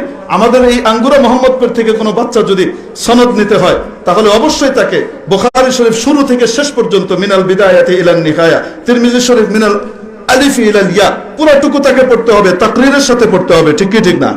তুলনামূলক বিশ্লেষণ ধর্মী পুরো আলোচনার সাথে হাদিস হাদিস বাই হাদিস তাকে পড়ে তারপরে শেষ করতে হবে। এর আগে তাকে সনদ দেওয়া হবে না, বলেন না কেন? ঠিক কি ঠিক না? তা আমি তখন বললাম যে আমাদেরকে তো আলহামদুলিল্লাহ দেওবন্দে এইভাবে এইভাবে এইভাবে এইভাবে পড়ায়। ভদ্রলোক এত মুতাআসসির হয়েছেন, আমার নম্বরও নেছেন। আনফর্চুনেটলি ফোনও হারাই ফেলছি, পরে আর যোগাযোগ হয়নি, কিন্তু ওই সময় থাকা অবস্থায় কয়েকবারই দেখা হয়েছে ওনার সাথে। আমি ওনার কাছ থেকে প্রথম জানছি যে ওখানে বুখারী, মুসলিম পুরো আগাগোড়া পড়ানো হয় না, ক্লাসের ভিতরে নির্বাচিত অংশ পড়ানো হয়। মানে নিজেদের মন মতো যতটুকু অতটুকু পড়ায় দিচ্ছে। যেই অংশটার ভিতরে আবার হানাফিদের দলিল চলে আইতেছে, হেটা আবার পড়ানো যাবে না। এটা বেচারা জানতেছি না যে এটা মুসলিমে আছে। আলহামদুলিল্লাহ আমাদের আকাবিরিন আমাদেরকে যে নিসাব তৈরি করে দিয়ে গিয়েছেন, এটা সাধারণ না অসাধারণ? আপনাদের কাছে আসছিলাম কোন জায়গা থেকে, আশা করি আপনাদের মনে আছে যে আমাদের খুব পেরেশানি হইতো এই কথায় যে এই কাফিয়ার ভিতরে এই 10 উত্তর দিয়ে তারপরে গিয়ে ফাইনাল উত্তরটা দেয়। ওই ফাইনাল উত্তরটা 1 নম্বরে দিয়ে দিলে সমস্যাটা কি ছিল? তো হুজুর আমাকে উত্তর দিয়েছিলেন তাশহীজে আজহানের জন্য, ঠিক কি ঠিক না? মেরে মুহতারাম দোস্ত আজিজ ও বুজুর্গ, মনে আছে কিনা জিজ্ঞেস করেছিলাম, রব্বুল আলামিন 6 দিনে আসমান আর জমিনকে তৈরি করেছেন। তখন তো চন্দ্র তৈরি হয় নাই, সূর্যও তৈরি হয় নাই, জমিনও তৈরি হয় নাই। তাহলে 6 দিন আইলো কই থেকে? মনে আছে না নাই? তো যদি আপনি কওমি মাদ্রাসায় পড়ে থাকেন, তো বাচ্চা ঠস করে উত্তর দিয়ে দিবে এবং মুরাদ বলে দিবে। সে বলবে হইতে পারে যে 6 দিন বলতে আল্লাহ বুঝাইতেছেন যে 6 দিনে যে পরিমাণ সময় হয় ওই পরিমাণ সময়। পারবে কি পারবে না? এই উত্তর আপনিও দিয়ে দিবেন। তবে মুফাসসিরিনে কিরাম যে উত্তর বলেন সেটা হলো, এই দিন দুনিয়ার দিন নয়, এই দিন হলো আল্লাহ তাআলার আলাদা জগতের দিন। সেই দিন কত? কানা মিকদারুহু আলফ সানাতিন মিম্মা তাউদ্দুন, তোমাদের হিসাবে 1000 বছরে যতটুকু সময় হয় মাবুদের কাছে একটা দিন ওই পরিমাণ। আখিরাতের যে এক একটা দিন হবে মিনিমাম কয় হাজার বছর হবে? দুনিয়ার 1000 বছর। আর আকসারুল কাসির কতটুকু হবে? 50 আলফ সানা, সূরা মাআরিজের মধ্যে বলছেন। এখন ধরেন যদি ওই দিন হয়, তাহলে রব্বুল আলামিন বিশাল আসমান এবং জমিনকে তৈরি করেছেন 6 দিনের মধ্যে। 6 গুণন 1000 কত? আসতে বলেন কয় হাজার? কয় হাজার বছর?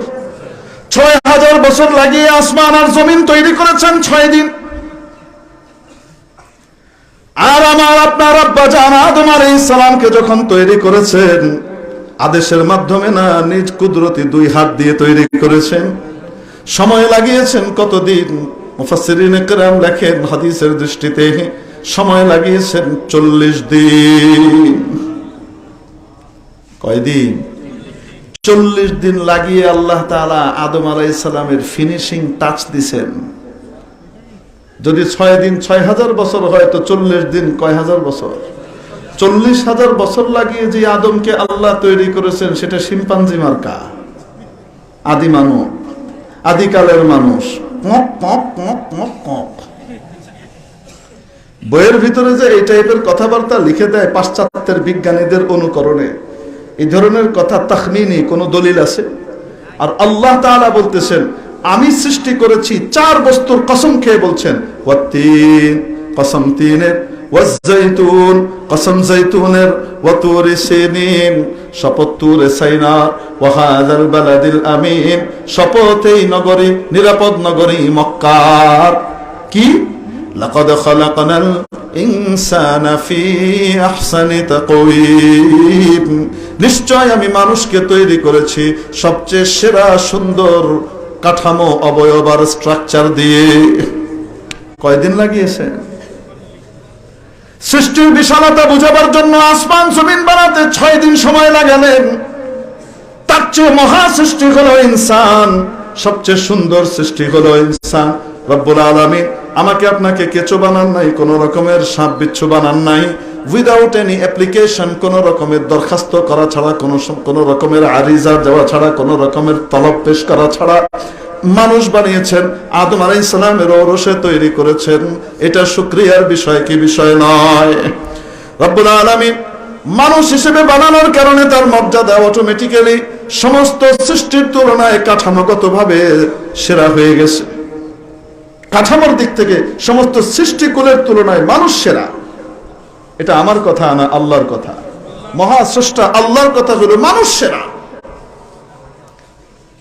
মেরে মুহতারাম দোস্ত আজিজ ও বুজুর্গ, সেই মানুষ যদি তার বাহিরের কাঠামোর সাথে যদি আদমের ভেতরের গুণটাও অর্জন করতে পারে, তাহলে এই মানুষের মর্যাদা ফেরেশতারও উপরে চলে যাবে। আমি যে আয়াতখানা পড়েছি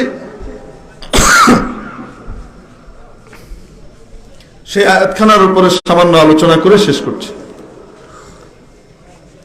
মেরে মুহতারাম দোস্ত, হযরত আদম আলাইহিস সালামকে আল্লাহ তাবারাক ওয়া তাআলা তৈরি করলেন ফেরেশতাদের ভেটোকে উপেক্ষা করে,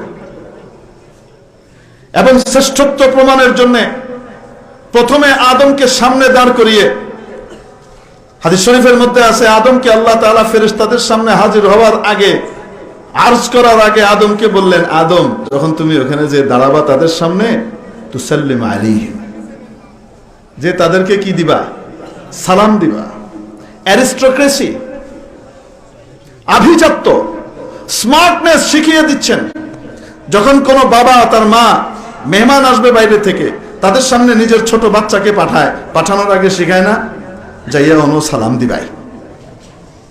শিখায় কি শিখায় না? কেন? আমার এই বাচ্চা স্মার্ট, সে মুরব্বীদেরকে সম্মান করতে জানে। আদম আলাইহিস সালামকে আল্লাহ নিজে শিখাই দিচ্ছেন, গিয়ে কি করবা? আদম সালাম দিবা। আদম আলাইহিস সালাম গিয়ে সালাম দিয়েছে, ফেরেশতারা অভিভূত, বাপরে বাপ, এটা তৈরি হয়ে এইতে দিয়ে একদম স্মার্ট। তাহলে আগে সালাম দেওয়া এটা সবচেয়ে সেরা স্মার্টনেস, ঠিক কি ঠিক না? আমল জান্নাতের ভিতরে চলতেছে। এরপরে বলতেছেন, এই তোমরা যে কইলা যে মানুষ বানানোর দরকার নাই, আমি আমার খলিফা তৈরি করতেছি, বানানোর দরকার নাই, তোমরাই নাকি আমার প্রশংসার জন্য যথেষ্ট। আচ্ছা ঠিক আছে, তাহলে তোমরা একটু কয়ে দাও দেখি, এই যে এগুলির নাম টাম কয়ে দাও, আমার মাখলুকাত গুলার নাম বলো, সৃষ্টিগুলার নাম বলো। আমাদের বাংলাদেশে গাছ আছে কয়টা? কয় লক্ষ পদের গাছ আছে? কইতে পারবেন? অগণিত, ঠিক কি ঠিক? হ্যাঁ, গোটা পৃথিবীব্যাপী গাছের সংখ্যাই তো মনে করেন কয়েক কোটি টাইপের গাছ আছে, নাকি না? প্রাণী কুলের ভিতরে কত প্রকারের প্রাণী আছে আল্লাহু আ'লাম। পানির ভিতরে আজ থেকে 8 বছর আগেকার সমীক্ষা জার্নালে যেটা বের হয়েছিল, বিজ্ঞানীরা পানির ভিতরে শুধুমাত্র 2.5 কোটি জীব তারা আবিষ্কার করছেন। 2.5 কোটি প্রকারের জীব, জলজ প্রাণী। নাম বলতে বলছেন ফেরেশতাদেরকে, ফেরেশতারা কয় হে আল্লাহ আমরা জানি না, সংক্ষেপে কথা বলতেছি। আদম আলাইহিস সালামকে, আদম কত দেহি তুমি বলতে পারবা?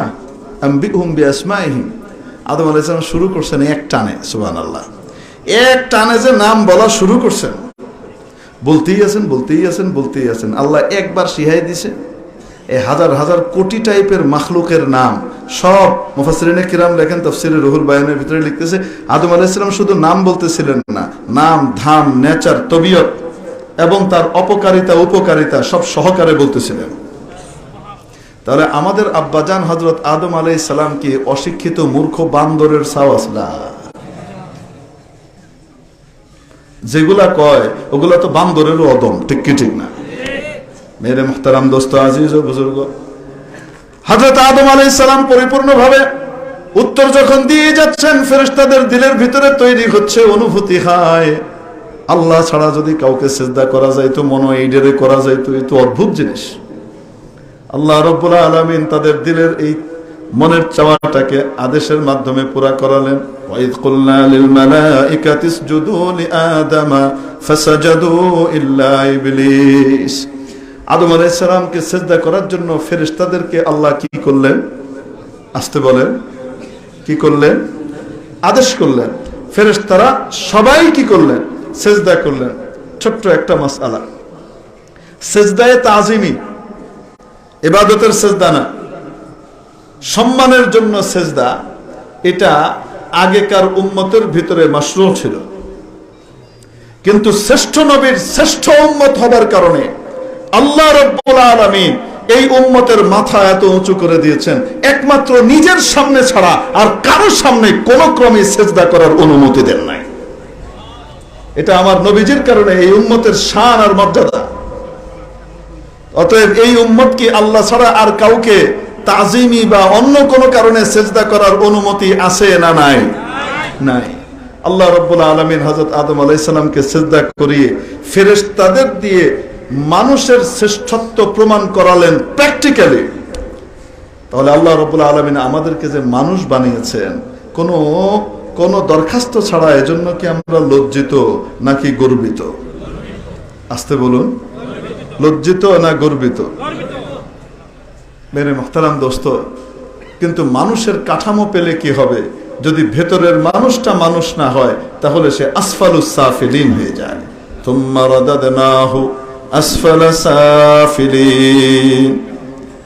যদি মানুষ দেখতে মানুষ হয়, ভেতরে মানুষ না হয়, মানুষের ভিতরে যদি মনুষ্যত্ব তৈরি না হয়, আদমের ভিতরে, আদমের সন্তানের ভিতরে যদি আদমের বৈশিষ্ট্য না আসে, তাহলে কি হবে? তাকে আমি সবচেয়ে নিকৃষ্টতম স্তরে নামিয়ে দিয়েছি। তবে হ্যাঁ, কারা ওই বৈশিষ্ট্য ধারণ করবে? ইল্লাল্লাযীনা আমানু ওয়া আমিলুস সালিহাত। যারা ঈমান আনে এবং নেক আমল করে, তাদের মর্যাদা ফেরেশতার চেয়েও উপরে কি করে যায়? চলে যায়। মেরে মুহতারাম দোস্ত, মানবতা ছাড়া মানব হয়? বলেন না কেন? দেখতে মানব হবে, আসলে মানব হবে না। মনুষ্যত্ব ছাড়া মানুষ হয়? মনুষ্যত্ব কাকে বলে? মনুষ্যত্বের মূল জিনিস কি? সেই মূল জিনিস হলো আল্লাহ তাআলাকে ভালোবাসা। ওয়াল্লাযীনা আমানু আশাদ্দু হুব্বান লিল্লাহ। যারা ঈমান আনে তারা সবচেয়ে কঠিন ভাবে কাকে ভালোবাসে? মাওলায়ে পাকের মহব্বত পাবার জন্য, মাওলায়ে পাককে চিনবার জন্য আল্লাহ আমাকে আপনাকে তৈরি করেছেন। ওয়ামা খালাকতুল জিন্না ওয়াল ইনসা ইল্লা লিয়াবুদুন। নিশ্চয় আমি জিন এবং ইনসানকে তৈরি করেছি যেন তারা আমার ইবাদত করে। মুফাসসিরিনে কিরাম লেখেন লিয়াবুদুন আই লিয়ারিফুন, যেন তারা আমার মারিফত পায়। যখন বান্দার ভিতরে মাওলার মারিফত আর ইশক ও মহব্বত পয়দা হবে, আর সাথে ইলম চলে আসবে, ইলম আর মহব্বত দুটো যখন একসাথে মিলবে, এই মানুষের দাম ফেরেশতার উপরে চলে যায়। মাওলায়ে পাকের মহব্বত যদি লফজি ইলম ওয়ালার কাছে না আসে, মেরে মুহতারাম দোস্ত, আমাদের আকাবিরিনের তরিকা থেকে সে অনেক দূরে।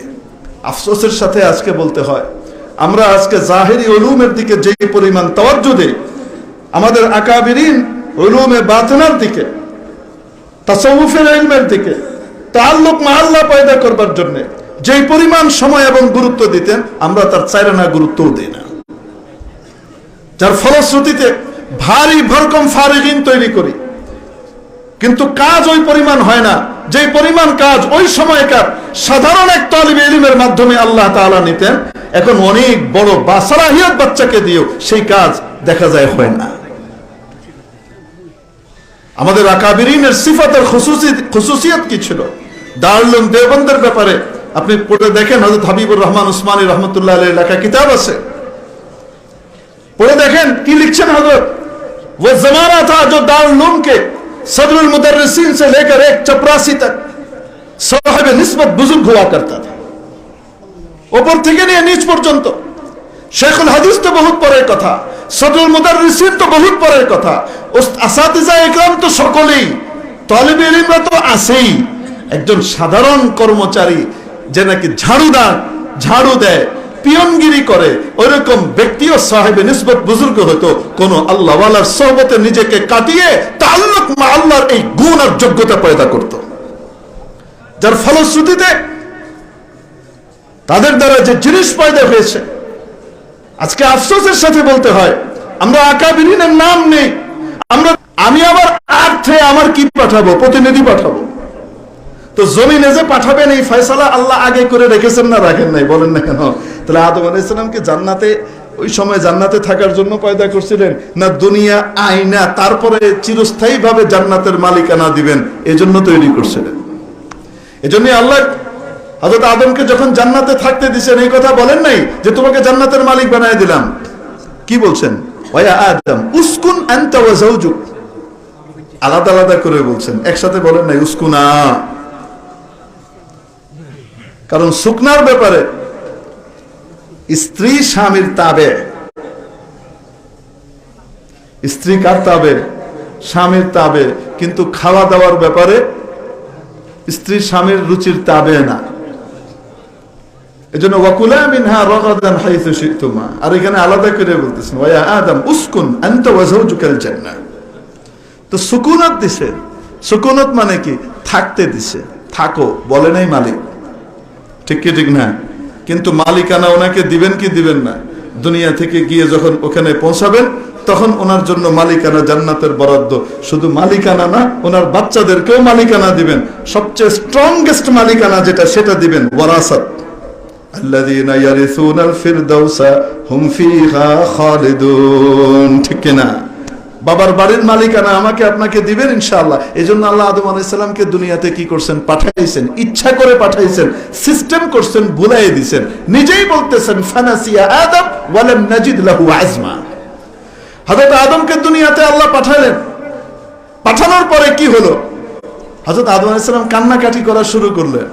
একবারও কান্নাকাটি এটা করেন নাই, রিওয়ায়াত খুলে দেখেন কোন রিওয়ায়াতে নাই। হাওয়ার জন্য কান্নাকাটি করছেন, ইয়া আল্লাহ আমার স্ত্রী হাওয়া কই গেল, কেমন আছে তার খবরটা একটু। এইটা না, হাওয়াও এই দোয়া করে না, ইয়া আল্লাহ আদম কই গেল, আমাকে আদমের সাথে সাক্ষাৎ করে দেন। দুইজনের দোয়া কি?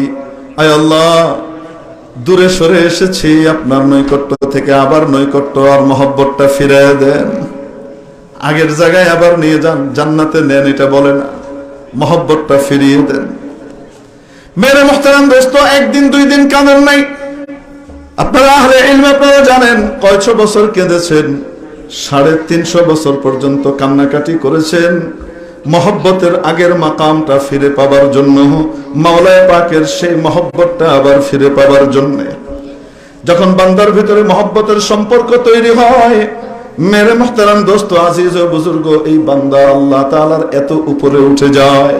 হাদিস শরীফের মধ্যে আপনারা জানেন নবীজি বলেন রুব্বা আশআথা আগবার, এমন অনেক ব্যক্তি আছে বিভিন্ন দরজায় গেলে তাকে ওখান থেকে প্রত্যাখ্যান করে দেয়, তার দাম দেয় না মানুষ।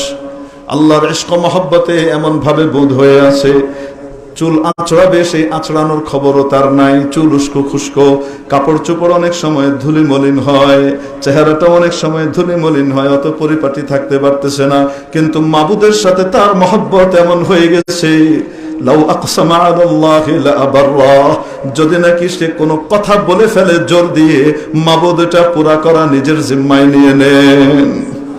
হযরত শাহ ইসমাঈল শহীদ রাহমাতুল্লাহি আলাইহির ঘটনার ওয়াকিয়া, যখন রাজা রঞ্জিত সিং এর বিরুদ্ধে লড়াই চলে, যুদ্ধ চলে, যুদ্ধ করা অবস্থায় এক শিখকে উনি দেখলেন কয়েকজন মুসলমানকে হত্যা করেছে।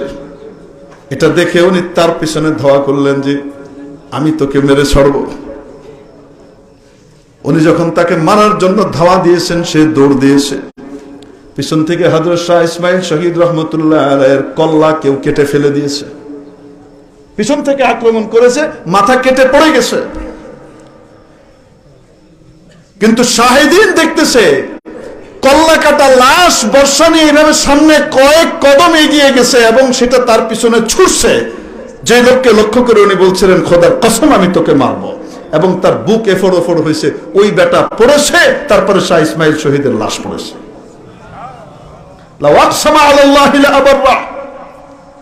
মেরে মুহতারাম দোস্ত আজিজ ও বুজুর্গ, আল্লাহ রাব্বুল আলামিনের সাথে তাআল্লুক, মায়া এবং মহব্বতের সম্পর্ক যখন পয়দা হবে, সেটা কিসের মাধ্যমে পয়দা হয়? তারকে মাসিয়াতের দ্বারা পয়দা হয়।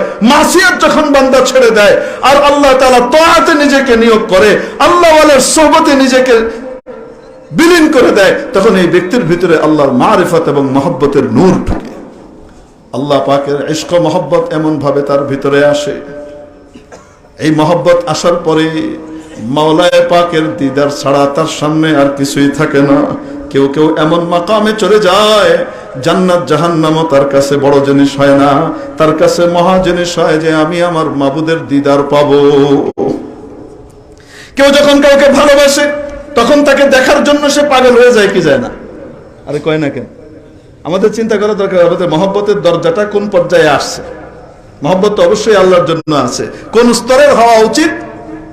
সহিহ বুখারী এবং মুসলিমের ভিতরে হাদিস আছে, আমি একটু পরে বলছি। কোন পর্যায়ে মেরে মুহতারাম দোস্ত, মাবুদের দিদার তার জন্য সবচেয়ে বড় নিয়ামত সাব্যস্ত হয়। সে মাবুদকে দেখার জন্য পাগল হয়ে যায়। দিলের আকুতি যেন এমন হয়, তু জান্নাত রাব্বানে কা দেহ ওয়া মান বাদরা বাদো যখবার, তু জান্নাত রাব্বানে কা দেহ ওয়া মান বাদরা বাদো যখবার, কে বাস বাশাদ মুরা আজা তামান্নায়ে ওয়াসালে তু। আয় আল্লাহ, জান্নাতের জন্য ইবাদত করি না, এখন ইবাদত তো করি তোমাকে খুশি করবার জন্য, তোমাকে পাবার জন্য। মাবুদ রে, তোমার দিদার হবে, এতটুকুই আমার জন্য বড় সান্ত্বনা। কিয়ামতের দিন জান্নাতে তুমি আমাকে তোমার দিদার দিও, এটাই আমি শুধু চাই। জান্নাত তুমি তোমার নেককারদেরকে দিও, আর আমার মতো গুনাহগারকে যদি চাও তুমি জাহান্নামে দাও, মাবুদ তাতেও আপত্তি নাই। যদি তুমি জাহান্নামে দিয়ে খুশি থাকো, আমি খুশি। কে বাস বাশাদ মোরা আজা তামান্নায়ে ওয়াসালে তু, শুধুমাত্র তোমার সাথে ওখানে সাক্ষাৎ ঘটবে, এতটুকুই আশা আমার জন্য যথেষ্ট, আর লাগবে না। মানুষ ইশকের ওই পর্যায়ে পৌঁছে যায়। হযরত গঙ্গোহী রহমতুল্লাহ আলাইহি, যাকে আবু হানিফা সানি বলা হতো, হযরত গঙ্গোহী রহমতুল্লাহ আলাইহি ইলমের পাহাড় ছিলেন, কিন্তু পীর মুরিদি পছন্দ করতেন না। কি পছন্দ করতেন না?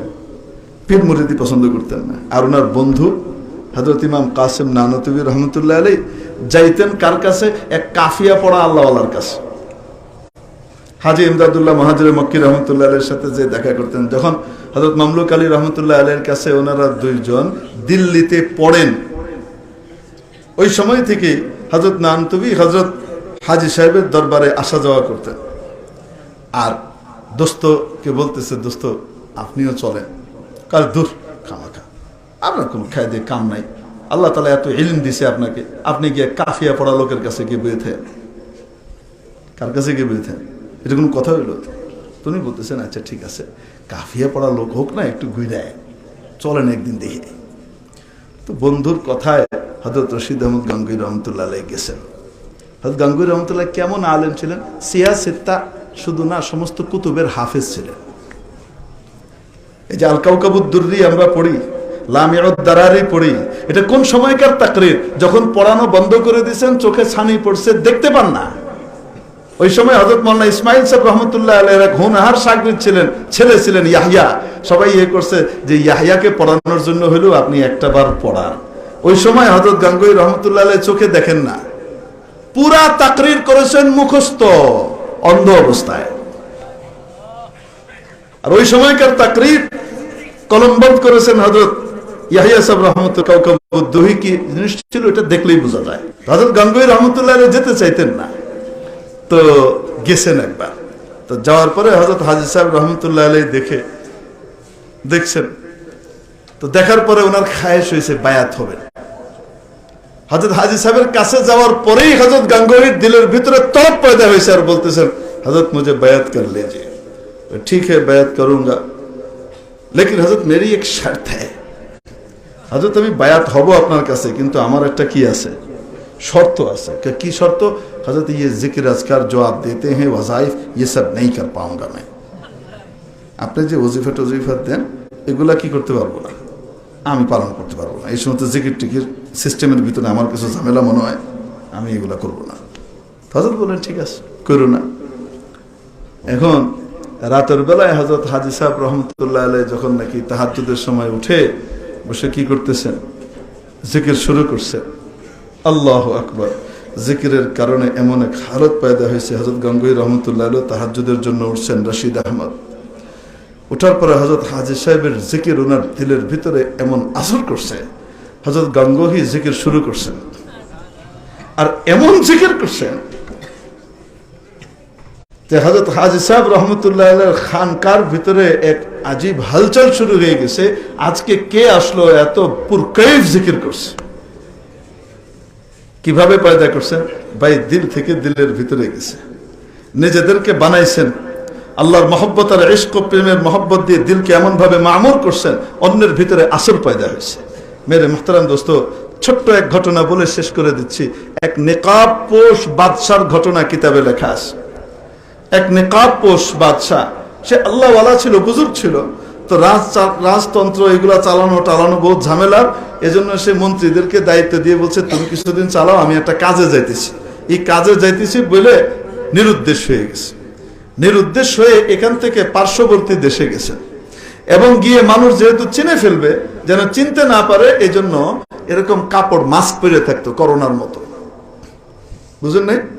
চোখ খোলা থাকতো, কাজ করতেন। আর রাজমিস্ত্রির কাজ করতেন বাদশাহ। বাদশাহ কিসের কাজ করে? রাজমিস্ত্রির কাজ করে, আর মন মতো আল্লাহর জিকির করে, আর এইভাবে নিজের জিন্দেগি চালাইতেছেন চুপচাপ। ওদিকে ওই দেশের বাদশাহ নিরুদ্দেশ, এটা কোথায় গেছে কেউ জানে না, হঠাৎ চলে গেছে, এক অবাক। তো যেই দেশে গেছে সেই দেশের গোয়েন্দারা যে খবর দিছে যে একজন লোক আছে, দেখতে শুনতে খুব সুন্দর, কিন্তু চেহারা কখনো সে খুলে না, মনে হয় পার্শ্ববর্তী দেশের গুপ্তচর। তো বিভিন্ন সংবাদ নেওয়ার পরে বাদশার ভিতরে, ওই দেশের বাদশার ভিতরে এটা তৈরি হলো, আচ্ছা আমি নিজে দেখি গুপ্তচর নাকি, যার কাছে যায় কথা বলতে ওরা হিম্মত করে না, এটাও আরেক ব্যাপার। তো বাদশাহ নিজে গোপনে তাকে দেখতে গেছে। দেখে এই চেহারা ঢাকা অবস্থায় দেখে ওনার কৌতূহল হয়েছে, উনি সামনে গেছেন। সামনে যেয়ে বলে, তুমি নেকাব খোলো। তিনি বলেন, না খুলবো না। তোমার এত সাহস, আমি বাদশাহ হয়ে বলতেছি তোমাকে নেকাব খুলতে, তুমি খুলবা না? উনি বলেন, না খুলবো না, আমার সমস্যা আছে। তো কি সমস্যা? বাদশার ভিতরে এই চিন্তা আসছে, বাদশার আদেশ লঙ্ঘন করতে পারে কোন প্রজার ভিতরে এই ক্ষমতার হিম্মত তো থাকে না। এবারটা সাধারণ কোনো লোক না, অনেক বড় কিছু হবে। তো জিজ্ঞেস করার পরে বাধ্য হয়ে বলছে, আচ্ছা ঠিক আছে, খুলতেছি, আপনি আমাকে একটু সময় দেন। তো বলার পরে নেকাব খুলছে। খোলার পরে এখন বলে, আরে আপনি তো বাদশার মতো আপনার চেহারা, আপনি মুখ ঢেকে রাখছেন কেন? মানুষ চিনে ফেলবে, এই জন্য আমি একটু আলাদা হয়ে একান্তে আল্লাহ বিল্লাহ করতে চাইতেছি। আচ্ছা আপনি করতে চান, কেন? আপনার পরিচয় দেন। পরে যে বললো যে এই পরিচয় আমার। এটা কোনো কথা হইলো? আপনি রাজত্ব ছেড়ে দিয়ে এই একা একা জিন্দেগি কাটাইতেছেন, আপনি আল্লাহকে পাবেন বলে? কিন্তু পাগলের কথা এগুলা। তো যাই হোক, দুজনের ভিতরে কথাবার্তা চলতেছে, চলতে কিছুক্ষণের ভিতরে এই দেশের বাদশার দিলের ভিতরে এমন এক আসর পয়দা হয়েছে। এই বাদশাহ বলতেছে যে আমাকেও আপনার সাথে নিয়ে নেন, আমিও রাজত্বটা ছেড়ে দিই, কি লেগে আমি আসি। তো এই যে দিল চেঞ্জ হইতেছে, কিসের কারণে চেঞ্জ হয় রে ভাই? মুখের কথার কারণে না, দিল থেকে দিলে যায়, দিল থেকে দিলে যায়। ওইভাবে মানুষ তৈরি হয়। মানুষ এভাবে তৈরি হয় না যে আমি বয়ান করে দিয়ে গেলাম, আপনি বয়ান শুনলেন আর দিলের ভিতরে পয়দা হয়ে গেল, না। আমাদের আহলে ইলম, আমাদের আকাবিরিন সাহেবে নিসবত ছিলেন। আমাদের উচিত সেই তাল্লুক মা আল্লাহ পয়দা করা। এজন্য আরেকজনকে পাগল আল্লাহর বানাইতে হইলে নিজেও আল্লাহর পাগল হওয়া লাগে, নিজের ভিতরেও আল্লাহর ইশক মারিফত আর মহব্বত পয়দা হওয়া লাগে। बरसरे मिंबर सुनाएंगे तेरे अफसाने हम बन के दीवाना करेंगे खल्क को दीवाना हम बन के दीवाना करेंगे खल्क को दीवाना हम बरसरे मिंबर सुनाएंगे तेरे अफसाना हम। নিজের দিওয়ানা হয়ে নিজের ভিতরে আল্লাহর ইশক মারিফতের আগুন এনে অন্যের দিলের ভিতরেও আল্লাহর মারিফতের নূর মুনতাকিল করা। মেরে মুহতারাম দোস্ত, ছোট হয়ে অনেক বড় বড় কথা বলে ফেলছি, আপনারা মাফ করে দিয়েন। কিন্তু সত্যিকার অর্থে আমাদের আকাবিরিনের নাহাজে আসতে হলে আমাদের তাআল্লুক মা আল্লাহ পয়দা করার কোনো বিকল্প নাই। আজকে দুনিয়ারই হয়ে গেছে, আজকে বড় সমস্যাগুলো তৈরি হইতেছে, এই সমস্যার মোকাবেলায় আমরা দাঁড়াইতে পারতেছি না। অভাব হয়ে গেছে, ভাবের অভাব হয়েছে। ওনার সাথে ভাবের অভাব হওয়ার কারণে বিভিন্ন মাসায় আসতেছে, আমরা মোকাবেলা করে দাঁড়াইতে পারতেছি না। আজকে আমাদের সিলেবাসের ভিতরে বান্দর বানাই দিচ্ছে, তারপরেও কথা বললে চুপ করায় দেওয়া হবে। আজকে আমাদের সিলেবাসের ভিতরে অবৈধ যৌনতাকে প্রমোট করা হইতেছে। একটা ছেলে একটা মেয়ে বয়ঃসন্ধিতে পৌঁছলে তাদের ভিতরে সাক্ষাৎ হতেই পারে, এটা স্বাভাবিক। তাদের ভিতরে যৌন আকর্ষণ তৈরি হতে পারে, এটা স্বাভাবিক। এবং তারা একে অপরের দিকে যৌন অনুভূতি প্রকাশ করা, এটা তেমন কোনো দোষণীয় নয়। তবে হ্যাঁ, অপরের মতামত অনুযায়ী হতে হবে, দুজনের সম্মতি হলে কোনো অসুবিধা নাই। এই জিনিস আমার সিলেবাসের ভিতরে ঢোকানো হইতেছে, আমার গোটা দেশের বাচ্চারা নষ্ট হইতেছে, আমরা বলতে পারতেছি না।